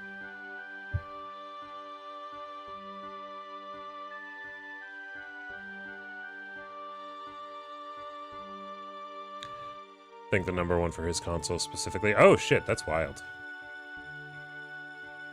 And yeah, he beat our asses hard. Actually, I don't have any pictures of it, so I guess I'll just talk about it now. But there was another, or actually, is that just... Yeah, that's just the next thing here anyway. I did end up playing a lot more Unite 2 with one other person that was there. And I didn't catch their name, unfortunately, and again, they weren't wearing a cosplay, so I didn't want to take a picture of them. Or, you know, that felt weird to take a picture of them. But that was a small little highlight of the convention, too, where they sat down with me, we had a bunch of matches together, we were a bit more on even footing. But they were somebody that was a lot deeper with the game, like and you know, enough to like know like the system mechanics a lot more and stuff. And we just kind of went back and forth for probably like an hour. And they were super nice, like answered any questions that I had about system mechanics, as far as like just learning the subtle stuff, because I just hadn't gotten that deep with the game yet. And I honestly learned a ton. And you know, I hadn't mentioned it outright yet, but I might. After I'm done with the recap for this, I think I'm going to try booting up the game and seeing if I can get any matches in online and see how it goes, because I'm all like jazzed up in the game after how fun it was to play it at the con. I don't know if it's really going to become a main game of mine or anything, but it's a game that has its audience right now, so I don't know. We'll see. Maybe I'll end up getting way more inspired to play it. But either way, it was probably... I'm glad that I ended up playing it so much during the con, because it was a lot of fun. Oh, hey, Whistle. What game?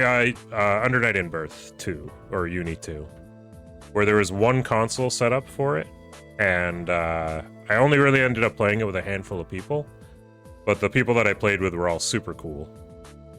I don't know if you just got in after I got done saying the story. This was a cosplayer for one of the characters that just got really hyped that me and a friend were like messing around on the console for it, and like started playing with us, and I don't know, he's smiling up a storm, just happy that people were enjoying the game. And then I ended up getting a bunch of matches in with somebody else who taught me a lot more about the game. Hopefully I can go to beach episode on Sunday. Oh yeah, that'd be rad. I'm gonna be going both days for sure. Actually, I don't even think we talked about that when I was there. I will be going to beach episode for both Blaze Blue and Rivals of Aether 2. And something that I'm going to be doing starting, I think like 3 weeks from now, is I'm going to have a bunch of back-to-back fighting game streams, practicing both games, just kind of leading up to the event, because I want to see how, you know, it's a fun excuse to play with friends through streaming, and also I want to get in a bunch of practice for it, for both games. And we'll see how they go. I don't know if the events are actually going to be on 2 different days. But either way, I'll probably still end up going the second day as well, because it's basically like a 2-day fighting game convention. Derek, you need to arc when? I mean, like, kinda now, right? I think.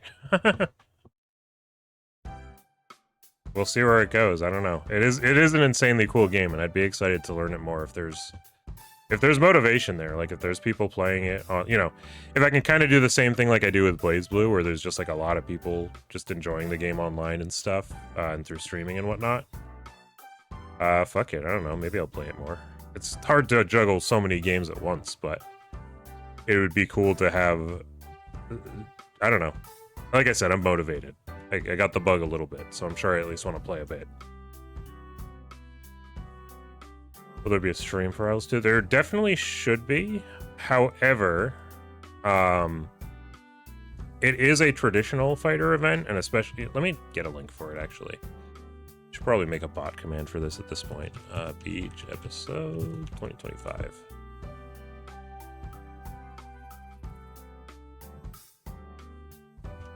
It is a traditional fighter event first, and especially an anime fighter event. Although really, it's just got all like the big games. It's got Uni, or you know, it's got Guilty Gear. It's got Street Fighter. It's got Tekken. But they are doing stuff like they're gonna have older Guilty Gears. They're gonna have Under Night.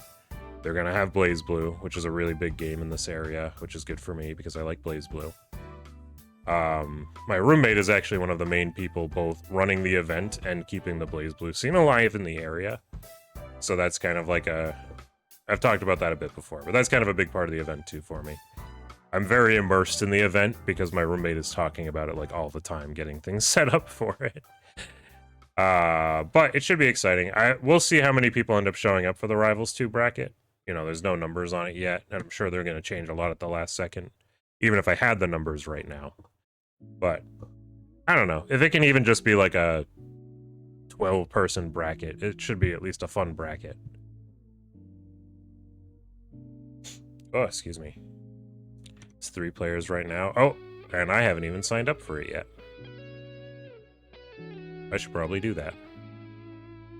Oh, wait, is it started to show the numbers? Or, oh no, you can like scroll through it. Yeah, I always forget.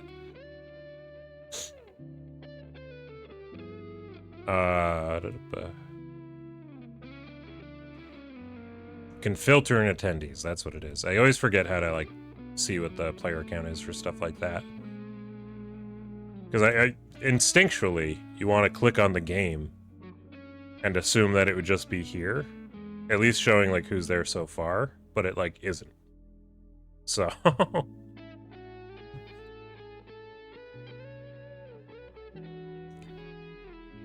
let's see. I just really want to watch more local tournaments. Oh yeah, I think you mentioned that you were from the area. If you're not familiar with it, most anime fighting games in the Boston area happen in a place called Balance Patch every Friday. It's every Friday night. I want to say the brackets start close to like 6 o'clock. I'm pretty sure that like the big 3 right now is like, you know, being like, or I think it's fighting game night in general, not just anime fighters, but I'm pretty sure like Guilty Gear, Tekken, and Street Fighter generally always have like a pretty solid size bracket there every week. Usually they have a minimum of like 6 to 12 people playing BlazBlue every week there as well, which is good. You know, like I said, BlazBlue is my main game, so the fact that there's any kind of local scene is really cool. Although it has been a hot second since I've gone to Balance Patch, mostly because it doesn't line up super well with my work schedule. And then a lot of the times other games will be there, but they're kind of like attendance pending. Like once in a blue moon, they'll have a uni bracket because there's enough uni players there and they're like, fuck it, let's run a bracket. Sometimes there'll even be a Persona 4 arena bracket there. They're not usually huge. It might be like, you know, 4 to 8 people, but it's still enough. I mean, that's still a super fun night. You and a small group of people just vibing, playing the fighting game that you like a lot, you know, taking it kind of seriously. So that would be my recommendation. It's Balance Patch on Friday evenings. And again, I want to say they start around 6 o'clock, but don't quote me on that. It might be a little... Usually you could show up between like 4 and 5 while they're like setting up and get some games in early and that might be a better way to like kind of get a handle on things. And you know, if you're too early, there's a Cane's Chicken right down the street. Get yourself some food. Was looking into going to Balance Patch. I definitely, yeah, definitely. Like it's a really cool venue. It can be a little small sometimes, but overall, it's a really cool venue. The first beach episode was actually inside of Balance Patch, and it was way too small for that. So I'm glad they ended up getting a new venue.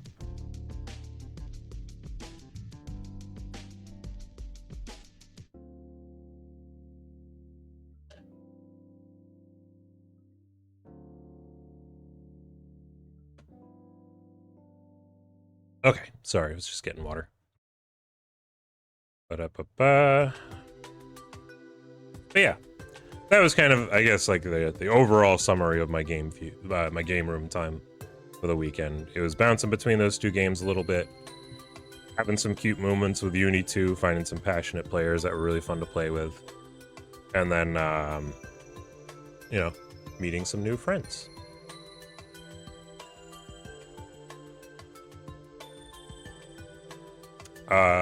Oh, this was kind of a silly moment. So I didn't take any pictures of it. I actually don't know why I didn't at least take a picture of the meal that I got. But there's a restaurant that was very close to the convention center called Wagamama's. They're just kind of like a, you know, I think they're a ramen place first and foremost, but they do have other things that they have there. I'm usually not too big on ramen just because I'm kind of a picky person, so they gotta really either be very flexible with it or make it in a way that's compatible with my picky brain. So usually I don't even risk ordering it on a night where I like need it as my food. But a lot of places like that will also have curry, which is one of my favorite foods. So when I was there, I decided to get the curry. And I don't think anybody liked their food. I think most of the people who got ramen didn't really love their ramen. And my curry was like $20, and I could make better curry for like $3 from home using a box mix. It was not particularly amazing, and it was a pretty small portion too. Excuse me. So that felt like kind of a waste of money. But you know, it was part of the con, so I still figured I'd mention it here. Oh yes, okay. I haven't actually really alluded to what actually this panel was at all, but this is what I was talking about, where there was a 5:30 panel that I went to, and this is where the the Squirrel Girl moment happened, which for context for anybody newer that rolled in, there is a Squirrel Girl cosplayer that I literally pulled aside just so I could ask where she got her tail, because it is exactly what I wish my tail looked like. And I knew I would have regretted not asking, even if it made me late for the panel that I wanted to go to. And it did make me late, but also not late enough to matter, so I'm especially glad that I ended up asking, because I didn't really end up missing out on anything. But if anybody is a little bit more card game brained out there and has heard of Weiss Schwarz before, I have heard of it for a long time. Mostly because, like, upwards of a decade ago, I actually bought a couple of decks for me and my partner. The main thing with the game, so it's apparently a very, very popular game in Japan. It's like, if I'm, he said in the panel, I'm pretty sure it was literally like, you know, here it's like the big three. There's Pokemon, there's Magic, there's Yu-Gi-Oh! In Japan, it's like there's Pokemon, there's Yu-Gi-Oh!, and there's Weiss Schwarz. And Magic is even like a good few steps below that. Which maybe isn't too surprising. Magic is a very Western game in comparison. But what Weiss Schwarz essentially is a very... It's a company that did a big brain thing where it's a card game, but every set is just a different license. Which is, you know, kind of like what Magic is doing now, but even faster than that, as far as like they can get... It's what the game is built around, where basically every set that they can get a license for, or every franchise that they can get a license for, is a different set that they'll make. And they make a ton of different sets, and there is a ton of different licenses. And they are very all over the place with the kind of licenses that there are. And I forgot I took a picture of them here. These were the two that I bought, like, again, probably like somewhere between 2012 and 2014, where I bought the Persona 4 one for myself and the Angel Beats one for my partner. Just for this isn't even as weird as it gets for how, like, different, like, the types of franchises that they can get a hold of. They get, whether it's video games or anime, like, it could be a straight up, like, romance or detective anime or something that has, like, no business being in combat.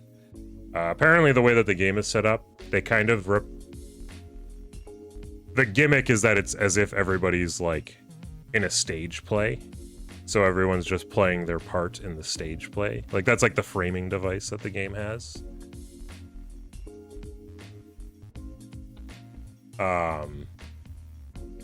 And also something I found out later is that apparently decks have a chance of having an extra rare card, which I never even knew when I bought these original decks. So I went back and looked, and I was like, oh, hey, look, I have the rare Yosuke card. But yeah, I don't know. It was a cool panel. A lot of the, I mean, I'm not too big of a competitive card game person in the sense that, like, I don't like going down the rabbit hole of buying a trillion cards. Like, I don't like spending all the money on it. I guess in general, like, if I'm going to put my competitive time into anything, it's pretty much always going to be fighting game stuff. Just because, for competitive reasons, I find them more interesting. But I don't know. Something about card game design in general is always something that's fascinated me. So I figured even if my only takeaway from going to this panel was, hey, I can finally play that game that I got 10 years ago, I figured it'd be fun, If literally no other reason, it would basically be like attending like a a live informational YouTube video about a random game I've never, really heard of on a deeper level. So it just kind of turned into like a, no matter what, I bet I will find this super interesting. So I thought it would be a fun panel to go to. I am not going to try to explain how the game works, because that's not why we're here. But it's a weird game. It definitely, like, apparently it has a bit of a reputation in the more competitive gaming community, like, competitive card game community, for being kind of a weird one and not one that a lot of more competitive players lean towards. But I think from my perspective, of somebody who is, we'll say their target audience of, I'm basically just there to buy licenses that I recognize, just because it's fun to have that kind of merch of them. And also, it's a neat little game. Sometimes it's just fun to play card games, even if they're not the deepest thing in the world. It was just fun to learn it, and I definitely will end up playing it at some point with some people, because I have enough, I'll get to it when I get to the stuff that I bought, but I definitely have a handful of decks to work with now if I ever got a small group together and we just wanted to mess around with the game. And I think that's neat. Hit the meta relevance in these kind of games. It is actually interesting. So something they explained, which is two things about this game, where even if, again, I don't quite understand the nuances of why maybe people don't consider it an extremely competitive card game. One takeaway that I had from the panel, as far as two things that were a bit more appealing about it to somebody like me, who does get a little burned out by the way card games normally work, is that apparently the standard format to play the game in is to not mix sets together. Each set will have a ton of different cards in and of itself, and you're supposed to keep things within that set for, like, the standard format of the game. So if you have a set from 10 years ago, there might be some power creep, but you can still use it, and there is a solid chance, or there, there's, because everything's kept in its own little, like, self-contained, like, almost character select of, like, you are picking up the Persona character that you can customize how you want. You are picking up the Angel Beats character that you can customize how you want.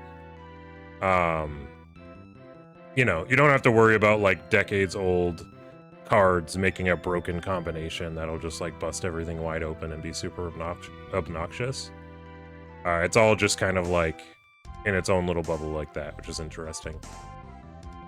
And the other thing that they mentioned is what's it called? It is a game that is like, not again without going too deep into the rules, it is not a particularly short card game, like as far as like how long the rounds go for, because it's a game that's has very much baked in like there is absolutely no way to beat this game within a small handful of turns. Like you have to play out a decent amount of stuff to get to the end of the game, which, considering the nightmare tangled mess that I've heard out of games like Yu-Gi-Oh! And Magic especially, as somebody that, you know, does not play either of those games, but hears about how complicated and turn one those games can be in a way that feels very silly. It sounds very silly to me. I don't think I'd ever want to approach those games with the way that they have been, you know, the way that I hear people talk about how crazy they are. Something like that does sound a bit more appealing to me. At the very least, if I want to sit down and play this game, there's no crazy strategy that just blows everything out of the water. But yeah, I don't know. I'm really glad I got to go to that panel. And while I will show it off in a little bit, I did end up buying a couple more decks, including some cool stuff that came from that. I head back to the game room again. This is where I bumped into... what's it called? This is where I bumped into, you know, the new friends that I made again, and we ended up just chatting a lot more. This was kind of a funny moment where, like, you know, we ended up chatting a lot more, just playing some more Guilty Gear and whatever. And I had that funny moment that I always have where, like, I don't take streaming in this, like, super serious numbers game way, and I never want to come off in that way to people. And I especially don't want to come off in a way where I feel like I'm, like, literally advertising myself to somebody. So I'm never, like, super loud about the fact that I have a Twitch or anything like that. And even when I think of telling somebody about it, like, it's, like, this whole, like, series of hoops that I jump through in my brain where I'm like, how do I talk about this without sounding like I'm trying to, like, promote myself to you right now? Because what I actually want is for my new friends to swing by the thing that I like doing every week, where I get to hang out and talk with all of my friends on Monday, because I like streaming on Monday.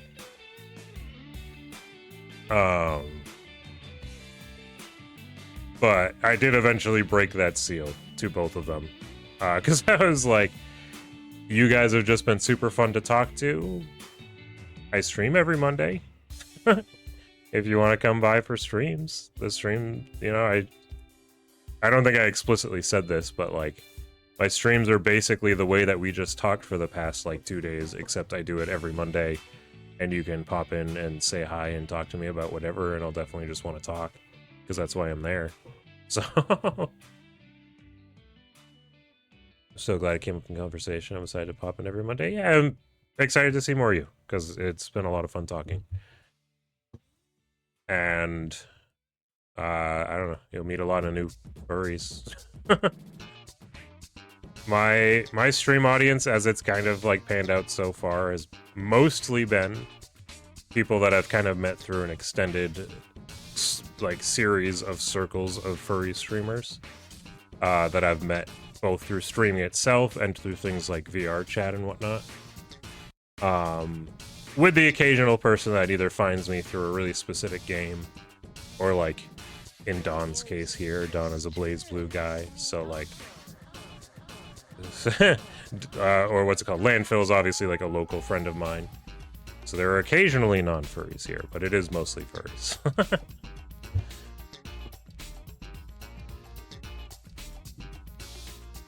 And I guess that was pretty much the end of that night, because honestly, the convention itself was obviously running until, like, as late as, like, 2 a.m., 3 a.m. every night. But personally, you know, I don't drink, so I'm not a drinker. I'm not looking to go to, like, those kind of room parties or anything. So there's not, and, you know, a lot of the panels Like, especially the later night panels are more like the, let's watch the hentai AMVs, and I'm like, it probably kind of sounds like goofy fun, but also I don't care enough to stay up until like 1:30 in the morning for that.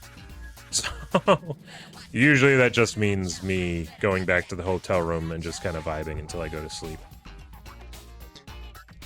Which actually, small special shout out. Oh my god, I always forget exactly what the Twitch handle is.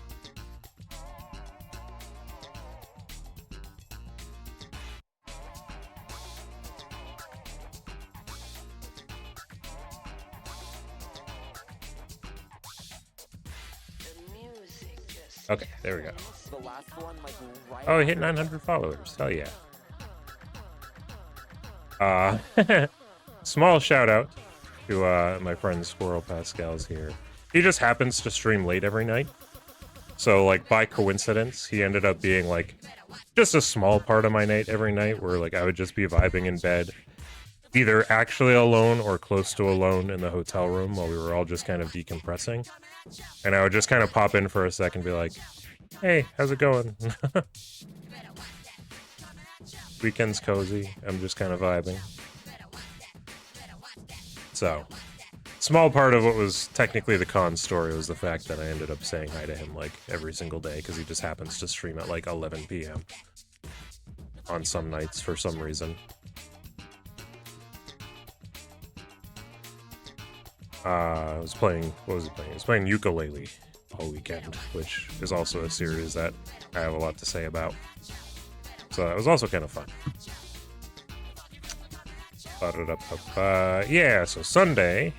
Okay, so Sunday I did not take any more pictures, mostly because I wasn't really on the convention space for too long. Like, I only really ended up getting to the game room, like, for a tiny bit. I didn't end up bumping into any more cosplayers that I, like, felt a mighty need to take a picture of. The game room was honestly really crowded on the last day, which is always the thing that I kind of forget happens. It ends up being a little bit wild, like, just because everyone's, like, there's a lot less to do, so the people that are still hanging around are just like, yeah, I'll just vibe in the game room for a bit. And then even then, the convention ended at, I think, like, 3 or 4 anyway, so... What actually ended up happening... Well, we'll start with this. Oh god. I guess I'll zoom out a little bit. I was hoping I could just like zoom or highlight that easier, but... So, somebody happened to be one of those people that were drinking a lot the night before. And that would be Landfill. And... Granted, like, literally everybody in my room was doing a lot of drinking. Like, my partner was, I think it was basically just me. I think basically everybody, like, Saturday night was their drinking night, so there was a lot of, like, floating around drinking, vibing. But again, not me, because I just don't drink, so I think I was asleep somewhat early that day.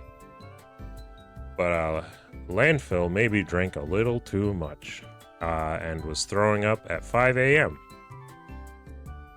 And just as a person, I'm usually a very heavy sleeper. But when I wake up, I, like, just kind of can't go back to bed. Maybe if we're talking, like, 2 or 3 hours of sleep, but once we push back, like, or once we push past, like, 4 hours of sleep, usually I just can't get back to bed. So I was up at like 5 a.m. on Sunday, not able to sleep in a room full of sleeping people. Just like, what do I do now? So I ended up doing like a little more stretching like I did the morning before. And then I also just tried to do as much cleaning as I could to make things easy. Because the hotel room checkout was at like noon that day. So I was like, maybe I can very quietly like at least get my bags together. I just realized this entire time the music... Oh, wait. Oh, never mind. Okay, we're good. I was like, wait, this entire time the fucking music has been muted? But I had my PC audio swapped. Sorry, I just got, like, worried and distracted by that for a second. I'm glad that my audio is working.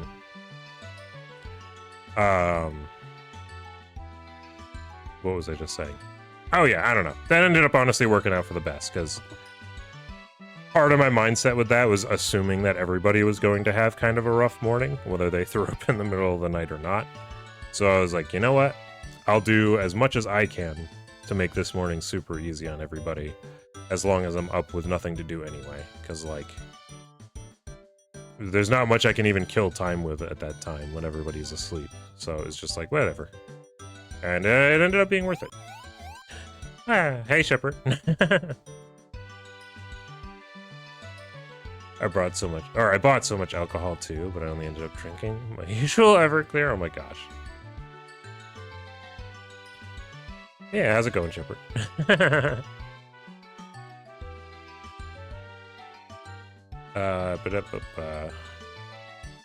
Oh yeah, swung by the concert room one last time. It was busy to do too much. Basically, like I just said a second ago. Yeah, alcohol.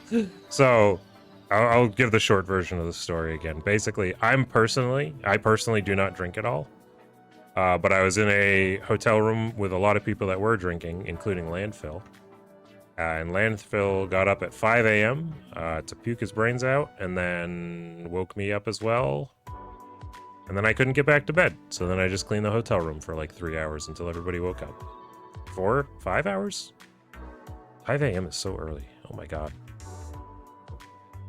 But what a lot of my last day actually ended up being, especially with how short-lived the day was in general, is that one of my local friends, I've talked about him before.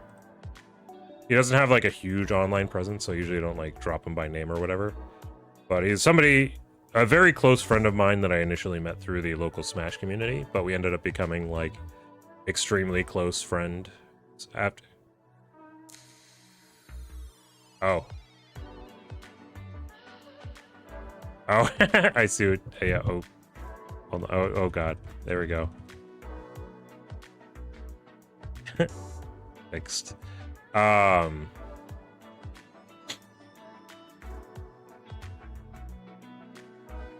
yeah, no, anyway, very close friend of mine that I met like a decade ago through the local Smash community. We've been very, very close friends for a long time now. He ended up only coming on Sunday, so I ended up trying as best as I could to help him speedrun shopping. Because, like, he had some very specific things in mind that he was hoping to see. So especially stuff like the dealer's den where everything looked very samey. It was like, oh, there's some specific Pokemon cards you're trying to find? Follow me. I at least kind of know where the Pokemon card stand is. And I think that ended up making a pretty big difference. And then, yeah, honestly, after that, both his partner and my partner were all like both getting exhausted. So eventually we just kind of wrapped things up. And at that point I was like, I'm not going to go to the game room for like 30 to 40 minutes just to kill time until the convention's over. We should just all head out now. And that was pretty much the end of the con. Except for the part where I haven't gone over all the stuff I bought yet. Ooh. But I will scroll over to that in a second. Little unpaid squirrel maid. I just wanted to help my friends. They were all queasy and stayed up really late, and I wasn't. And woke up really early. So I squirrel mated for them.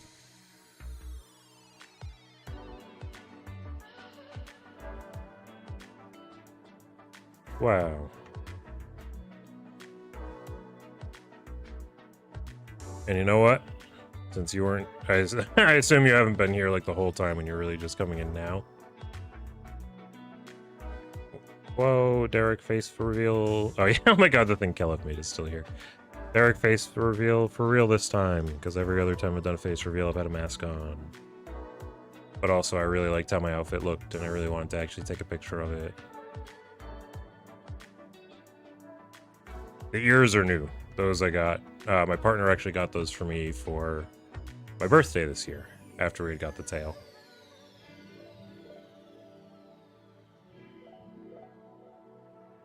Oh, yeah. Yeah, the stream streak. Everything will be okay. Well.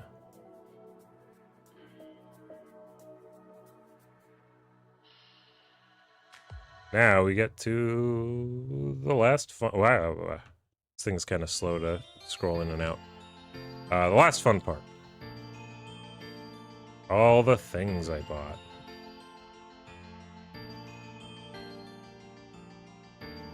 Perfect place to start, actually. I went to, like, there was one place in the dealer's hall that had, like, a bunch of decks for that Weiss Schwartz game. And wouldn't you know it, apparently a Guilty Gear deck came out recently. So I ended up getting the Guilty Gear deck for myself, the Haruhi deck for my partner, because 2000s anime nostalgia. Honestly, that was like one of the only 2000s anime nostalgia thing I was able to find, like, at all. But it was very cute that it just happened to be for the game that we were interested in playing.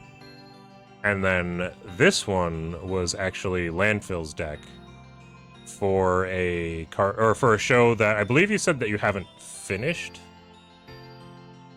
You haven't finished watching this show yet, but like you liked what you saw and you liked the vibe and you recognized the show, so you were like, fuck it, I'll get the deck for that.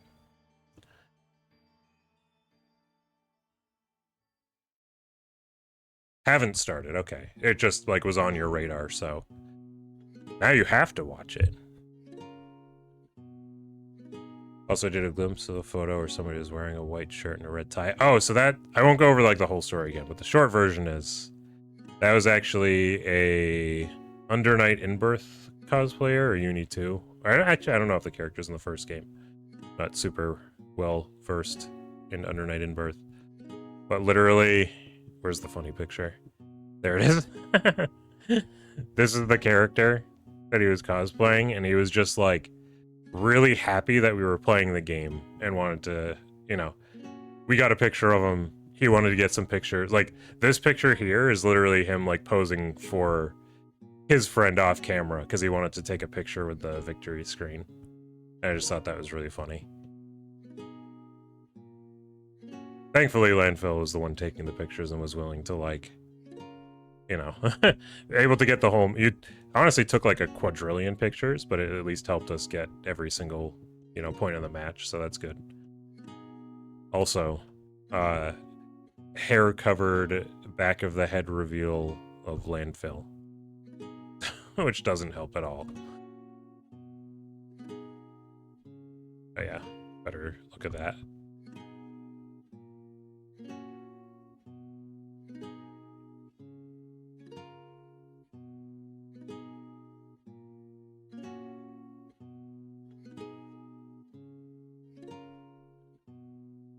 I didn't realize I have the cute ears poking out from the hair thing. Wait. Where was that? Oh, yeah. Yeah, you definitely do. No Landfill face reveal. I don't actually know if I took any pictures of him, to be honest. Like, there are some pictures I obviously cut out of this, like redundant ones and ones that showed off the face of people that I weren't sure if they wanted to be in this kind of recap. But I don't know if you want to reveal your face, Landfill. Yeah, I know you.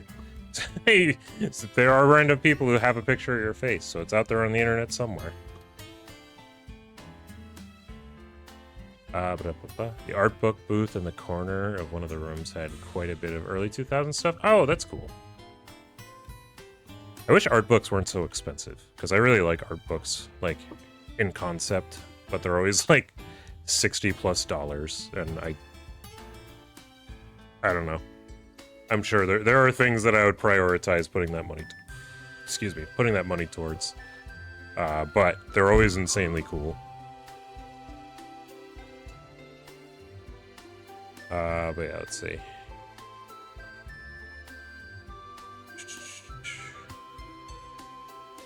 Scrolling up in chat a little bit. I'll post my AB haul as well. Oh yeah, if I could try like throwing that together if you got like half decent pictures of it. Oh shit, they have a GG deck? Yeah, it's actually like, basically the way that they do it is every set has like a 50 card trial deck and then like packs that you can buy so you can get more like of the same set. So these are at least like a good place to start, and then you can build out from there. From what I was told, this series gets sets faster than like any other card game. Like it's like upwards of like a decade, like 10, 15 years old, like somewhere in that range.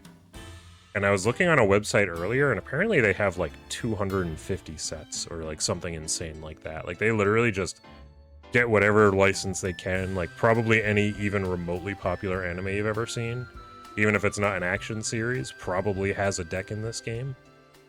I actually bought, let me see if I can find pictures of it. I should have taken pictures before or when I was putting this together. On top of what I was showing off earlier, where is it?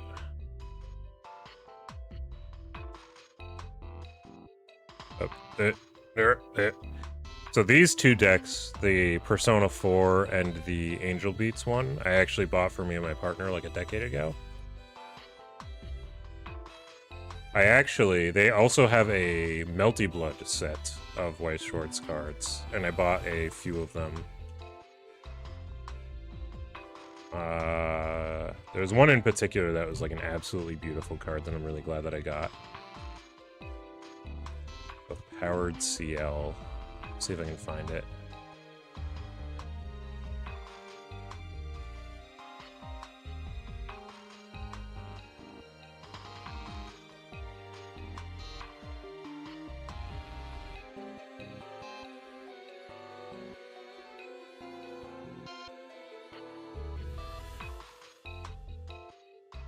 Where the heck is it?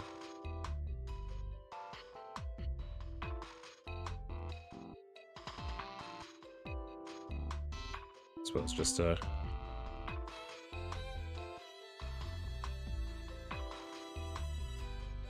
like, isn't this cool? Like, I don't know. Serious. Oh, I definitely bought this one. I have one of her. And I bought them literally just for art pieces. They're even Japanese only. A lot of sets are Japanese only, so I couldn't even use them if I wanted to. Or rather, you know, I would need a translation.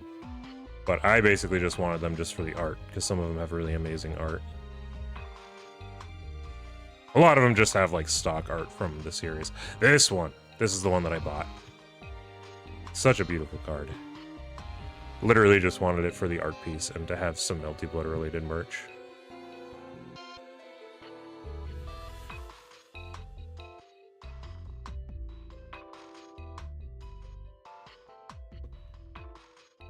Where am I?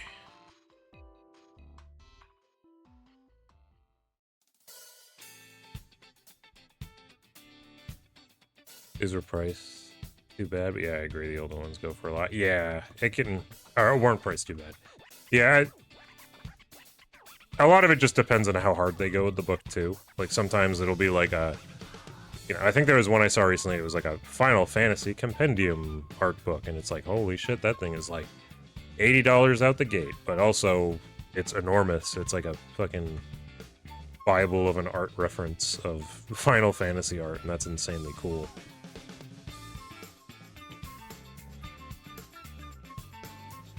Whimsy to take one of me fucking around on the skateboard. Oh my god, yeah, I forgot about that. Whimsy is my partner, so.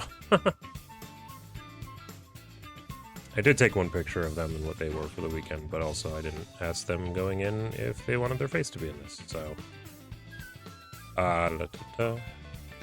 Melty Blood, yeah! Melty Blood was a game that I have not gotten, I guess kind of like Uni, I haven't gotten super deep with it. But I have known about Melty Blood for a very long time now. Like, I think I found it, like, around, like, 2009, 2010. Just, like, trying to find other games like BlazBlue, because BlazBlue was, like, the first fighting game that I played. And that one, Melty Blood, was playable on my computer. Oh yeah, the last note on these. So, I actually have no idea why I put this over here and I didn't put it over at the event. This was a promo card that they gave you at, or the panel, excuse me, not the event. They gave you this as a promo card for going to the panel, which I thought was cute. I wasn't immediately I definitely haven't seen the show myself, and I wasn't immediately familiar with the characters. But both Whimsy and Landfill immediately made sure to remind me that it is the Platinum Disco beat. Like, it's what that song is from. So I was like, oh wait, yeah, okay. I have at least anime cultured enough to have seen that opening, and I do recognize the characters now.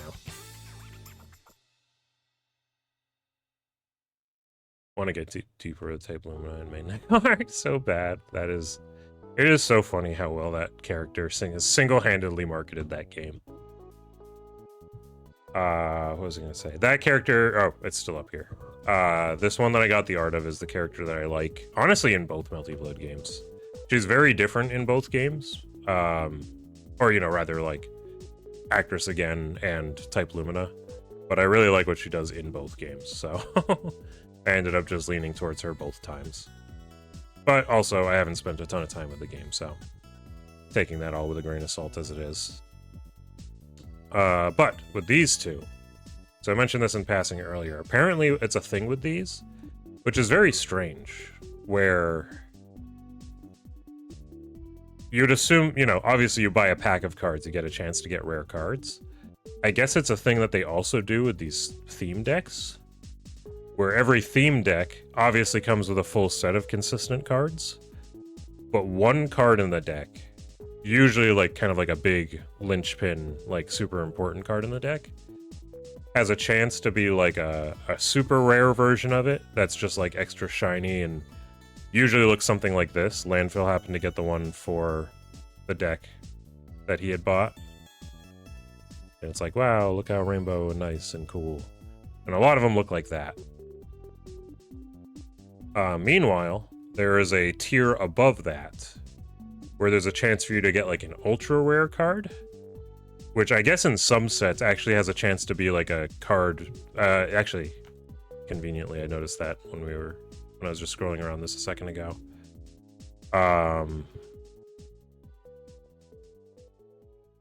They have a good chance to be signed cards, whether that means they're signed by voice actors or artists or, you know, figureheads on the project or whatever. Unfortunately, the Guilty Gear set does not have any signed cards. And I mostly say that because I got what would have been one of the signed cards. I got like the extra super valuable card in the pack, which was this like insanely cool card of Kai. Honestly, the video does not do it justice, how cool this card's like holographic stuff looks.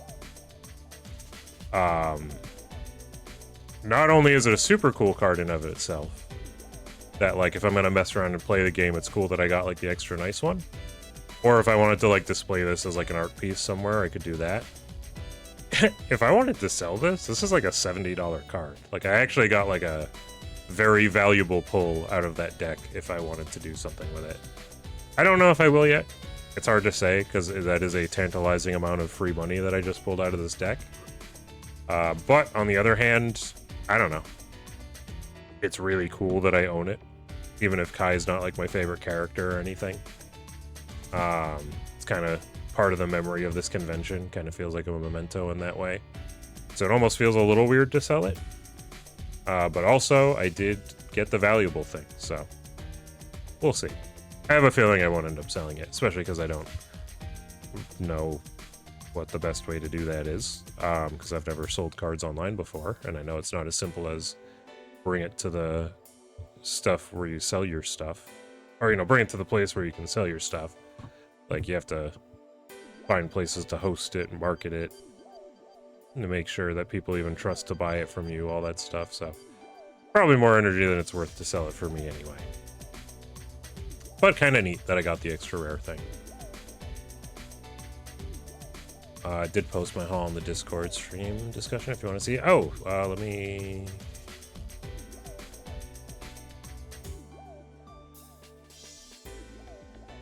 Oh, you just took a whole ass picture. I'll come back to it later just because there's some stuff that I have not even shown off from my, like, you know, like the poster that we have in common.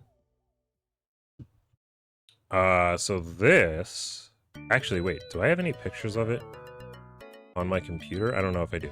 So, point being, anyway, starting from the beginning.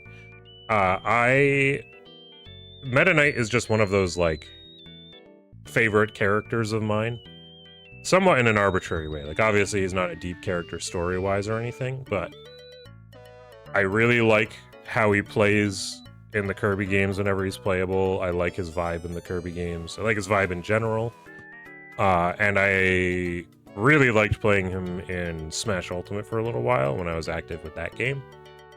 So he's just a character that's like I've gotten really attached to in that way. And also there's an insane amount of really good Meta Knight merch out there, or just Kirby merch in general. Something about Kirby is just one of those series that seems to get marketed really heavily, to the point where I can go into Five Below and find like a blind box of extremely good quality like figurines. Well, this one wouldn't be Five Below. This would be more like a comic shop, but point being, the fact that I can go to like a US comic shop and buy a blind box that has a figure that's this high of quality is like wicked cool. With the main issue being keyword blind box, where 99 times out of 100 you find a thing of cool Kirby merch, and it ends up being a blind box. Which is super annoying, because I mostly want the Meta Knight thing. It's not like I don't like having Kirby stuff in general, but it would be cooler if I got the stuff of the character that I actually was trying to collect stuff for. And this was a blind box where when I originally bought it, I did not get the Meta Knight thing from it. And thankfully, there were a lot of places in the dealer's den that were selling stuff from blind boxes, but individually. So you didn't have to actually buy the blind box, you could just buy... I could just go up and be like, yes, I want the Meta Knight figure, and they would just pull it aside for me. So I got it, because it bothered me. Like, this one in particular is just such an insanely high-quality figure, and I was, like, kind of, like, more than most of the blind boxes that I haven't gotten the Meta Knight from, this is the one that, like, kind of drove me nuts with how cool it is and how much I wish that I had it. So I was actually pretty happy to see that they had it there. So the Lucas amiibo I already had. This is actually one of my cuter convention hall stories that or like Artist Alley stories that I had, which I deliberately didn't say earlier because it was so directly tied to something that I ended up buying, and I wanted to kind of save that for when I went over the stuff that I bought. So this was a stand in the Artist Alley that does custom amiibo figures.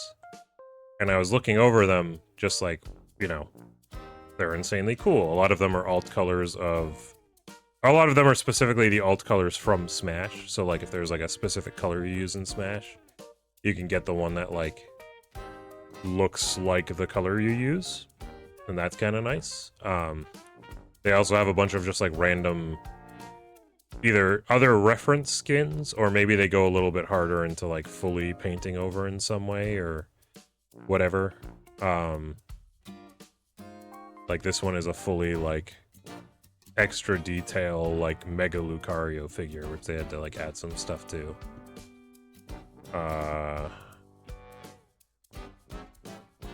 Like My Hero characters as the Mega Man, like whatever, like just like random stuff like that. Let me drink water real quick.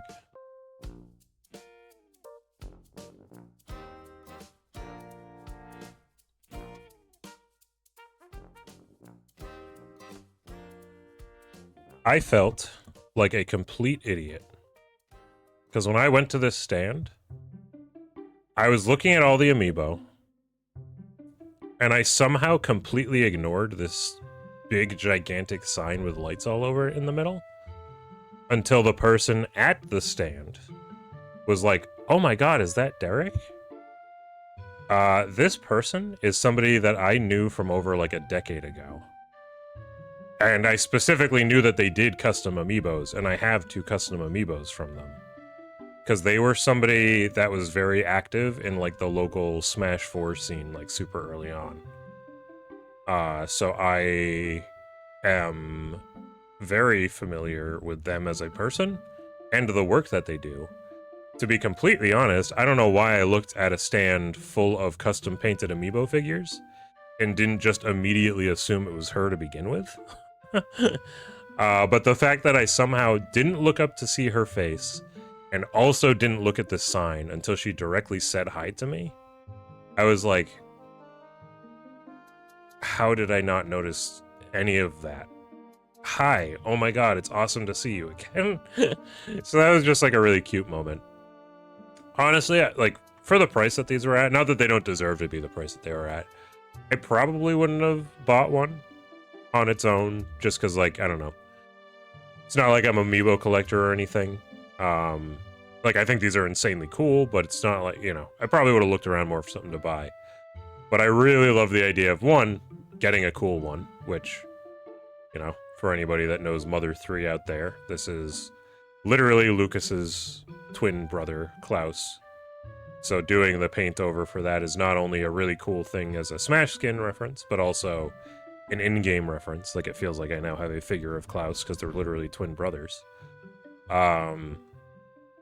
But also I just really love the idea of supporting her. I was like, holy shit, you're still doing the thing. You're coming to the Anime Boston Artist Alley. You're, like, posting up, like, super cool to see you again. Super cool to see that you're actually able to make some good money off of selling these. Like, that's just so crazy cool. Yeah, I absolutely want to buy one from you. So I ended up getting this one.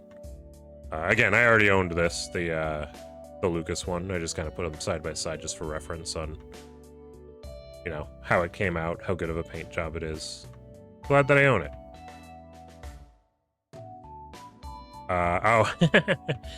So this was the... Oh, how the fuck did I do that? So this is actually something that Landfill bought. I did not buy this.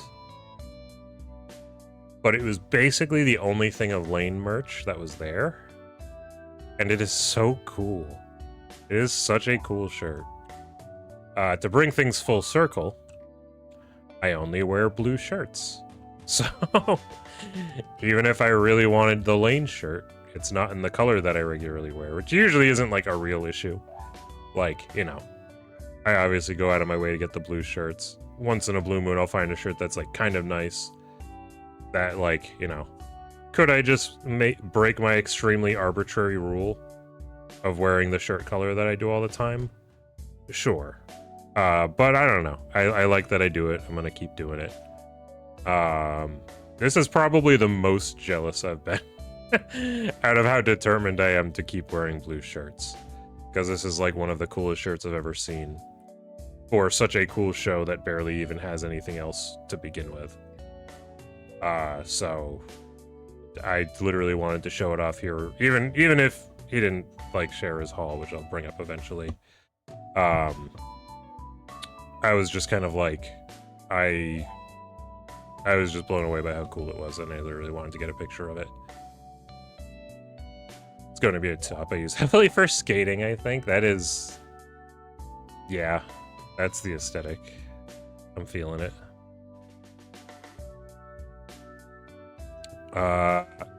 I caved and bought the Moogle hat.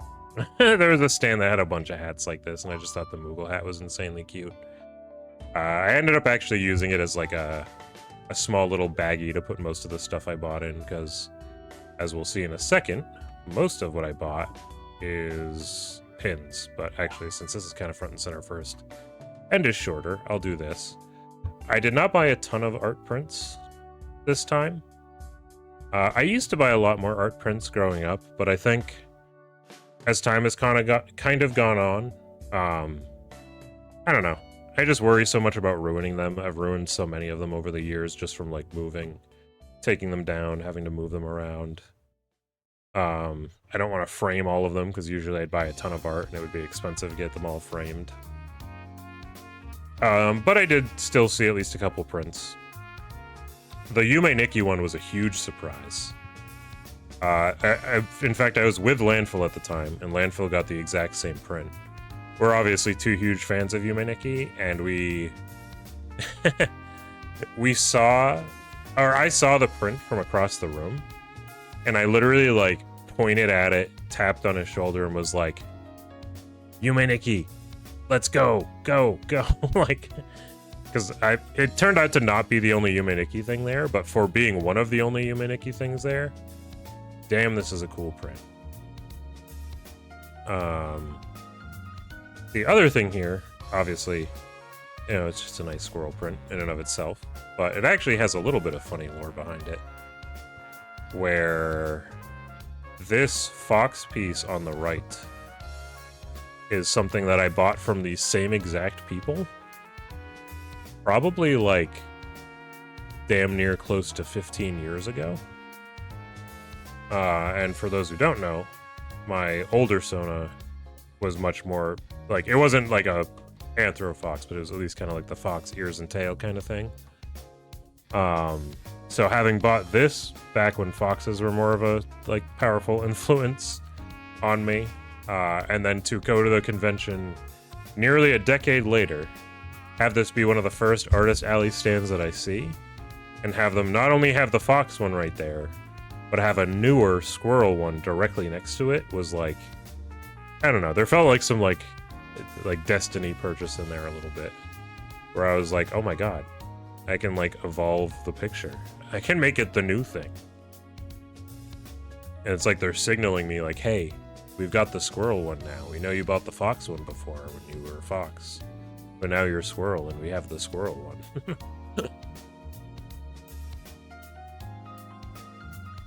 But yeah, ultimately, I think most of what I spent my money on were pins. Because I think as art pieces, long term, I think they just end up being a bit more, I don't know. Comparing them to art prints, they're just a bit more durable. A bit more easy to display. They're smaller. And they can be very high quality in and of themselves. This might have been the biggest impulse purchase I made for the night. These were not cheap to get the full set of these, but I love them. Oh my gosh, they're so cute. I don't know what it is about Chow right now. Where at both Anthro New England and now Anime Boston, I found so much Chow-related merch. And I'm not complaining because I love Chow and I love the Chow aesthetic. But it was a little bit funny just how much Chow things I have seen at now both conventions. And these are some of the coolest things I've seen. They're pretty sizable pins, too. So I'm glad that I ended up getting them. These were the squirrel things.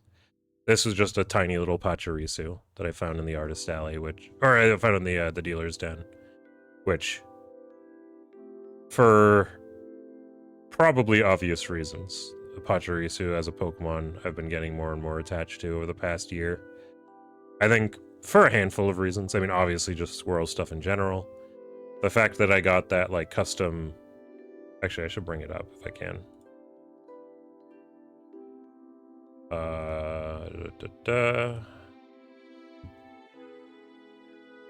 Where is that hiding?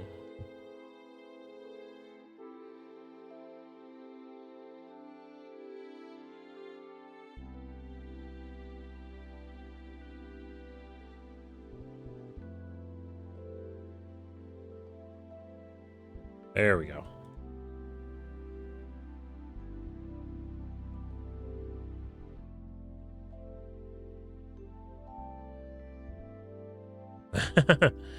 The fact that I got, like, when I was thinking of plushes to get, like, the custom commissions for, like, to get, like, the alternate type, I decided to get a Pachirisu one, and I was like, damn, that's actually pretty cute. So, that was kind of another step into getting more attached to the Pokemon. And then in the Pocket TCG, like the new Pokemon trading card game app thing that they have, not only have they made multiple good Pachirisu cards, with one of them being an EX and one of them being a non-EX,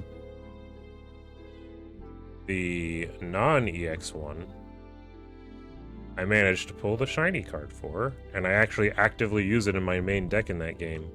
Not even because it, well, okay, at least part because it's Pachirisu, but not, being a Pachirisu isn't specifically the reason that it works well. You know, it's not like I was like, I want to build a Pachirisu deck. It's like, this card happens to actually work really well in electric decks in that game, especially if you're playing it like a little bit more casually like I am. Like, it can work really well with some like basic strategies. So like, I got the really nice card. It's a Pachirisu. It's actually a pretty good card. So it just kind of all feels like it kind of fell into place like that. And it's a Pokemon I've gotten more attached to. So it was definitely one of my missions to get some more Pachirisu related merch at the event. Which meant that I got that little keychain as one of them, and I got a couple of plushes, which we'll see in a bit. This is literally just the art print, but in keychain form. They were kind of doing those in like all sorts of different, like, you could get it as a keychain, you could get it as a earrings, like things like that. For basically any of their prints, they just did like small little things like this. So I thought it would be cute to get one for the squirrel one. And then this one, I actually didn't even find myself. Landfill bought this for me for a funny reason. So this is the same stand.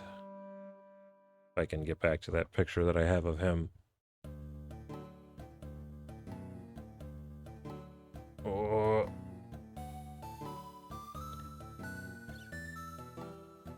They were handing out these like Trash King crowns as just like a silly way to like promote themselves a little bit.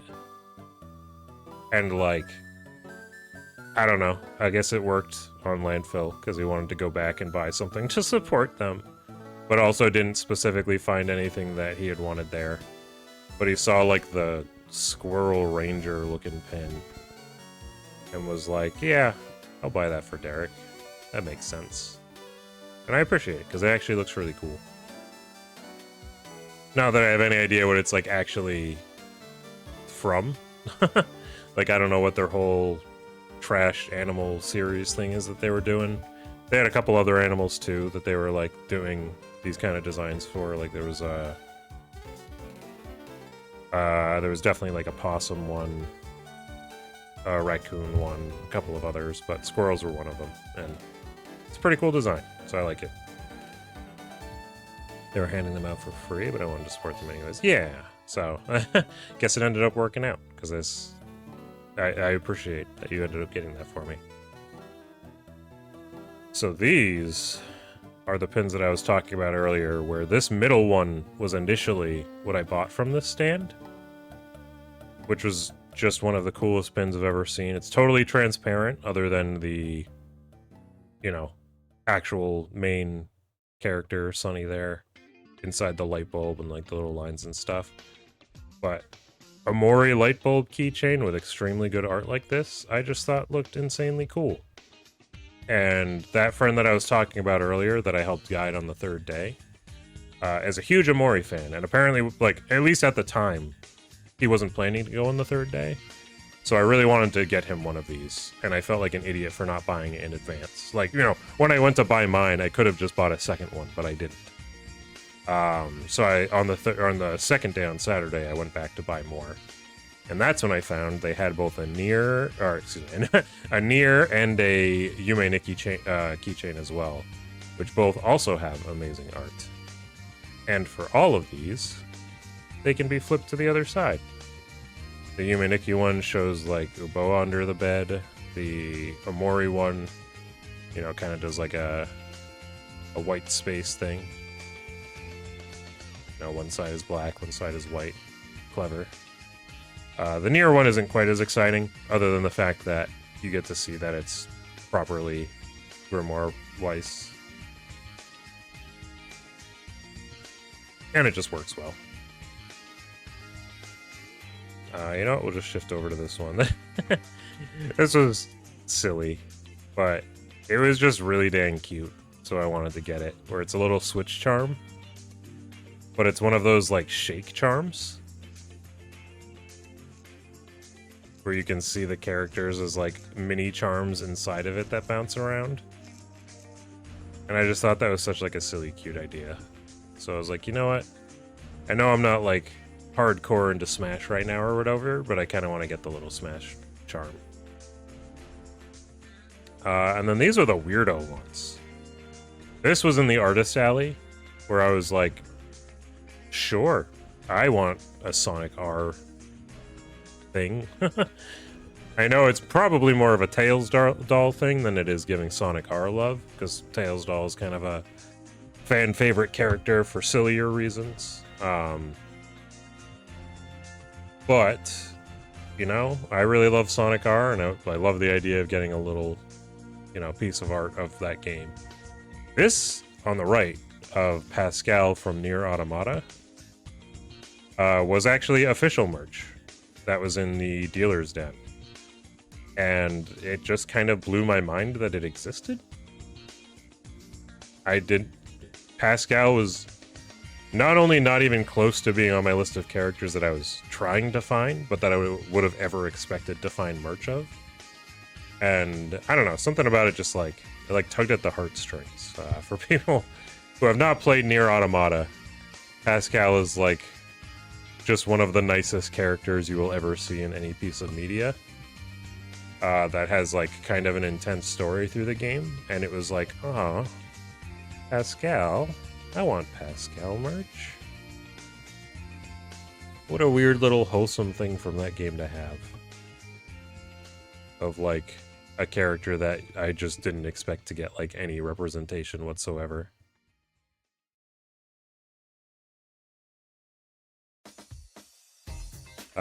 This was actually, I think, the first thing that I bought that I just thought was neat.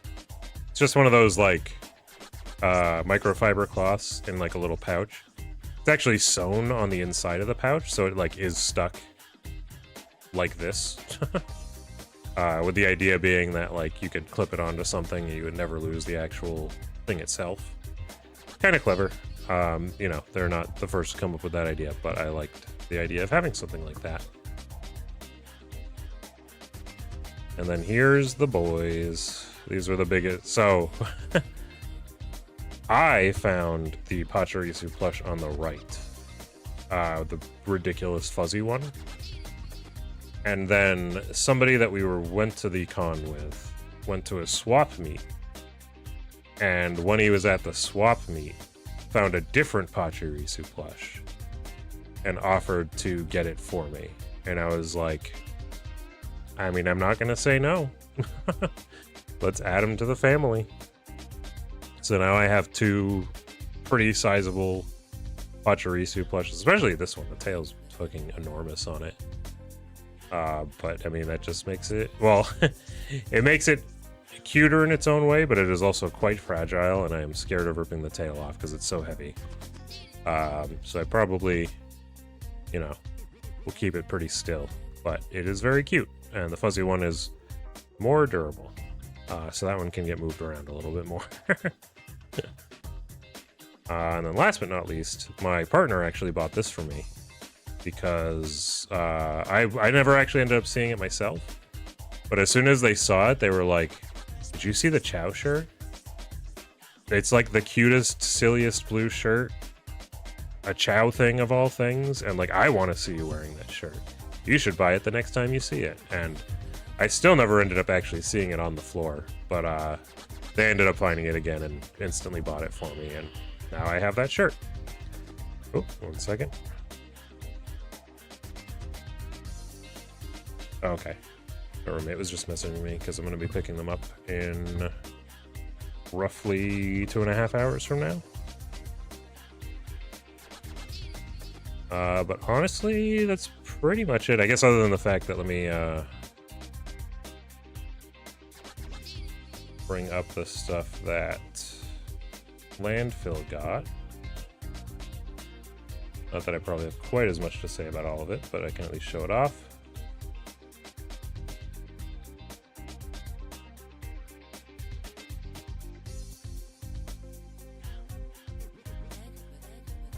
Not familiar with all of the different shows myself.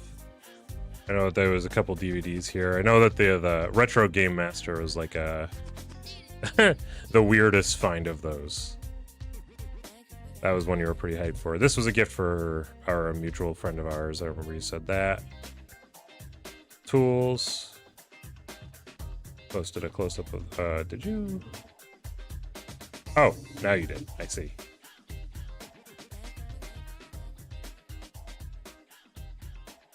Yeah, the infamous Ghost Stories dub. Did you say the other one was also an infamous dub, or was that just at the very least, like, just a show that you cared about that you wanted to have on DVD? And then, yeah, this Retro Game Master is just... what a piece of history to own.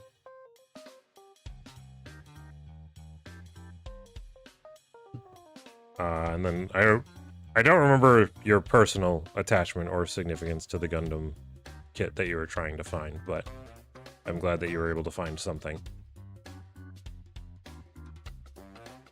Some Pomni, the same Yumaniki print, because like I said, we both ended up getting that. Oh, a slightly better view of the Trash King crown. At least now you can actually read Trash King on it there. And then another view of the wired shirt. Unfortunately, the Gundam kit I was looking for actually cost like $100. Oh my gosh. Was it like a way more complicated one? Because all the ones we were looking at were like dirt cheap. Oh. Anyway, I think that's pretty much that. I ended up having a lot more to talk about this weekend than I expected to. Because like I said early on, I like half expected that, I don't know. Maybe I just didn't know what to expect. As somebody that's not that big into anime, and who has filled the void of my life of a lot of different things that I went to Anime Boston for, with other things like game tournaments and stuff like that. It was pretty interesting to just see how the con went, to still be able to find a bunch of stuff that I wanted to see, that I wanted to buy. Meeting new friends is always just cool, especially in an environment like that where we could just kind of like chill and get to know each other. Yeah, I don't know. I think I'm going to drink some water, run to the bathroom, and then I will switch over to seeing if I can manage to actually get any undernight matches and see how that goes. I don't know if Don's still here. I don't think that he is, but maybe I'll even give him a poke and see if he fell asleep or if he's still around at all, because I imagine he might even be down to play. But yeah, anyway, I will be right back. I suppose I could just leave the music going there.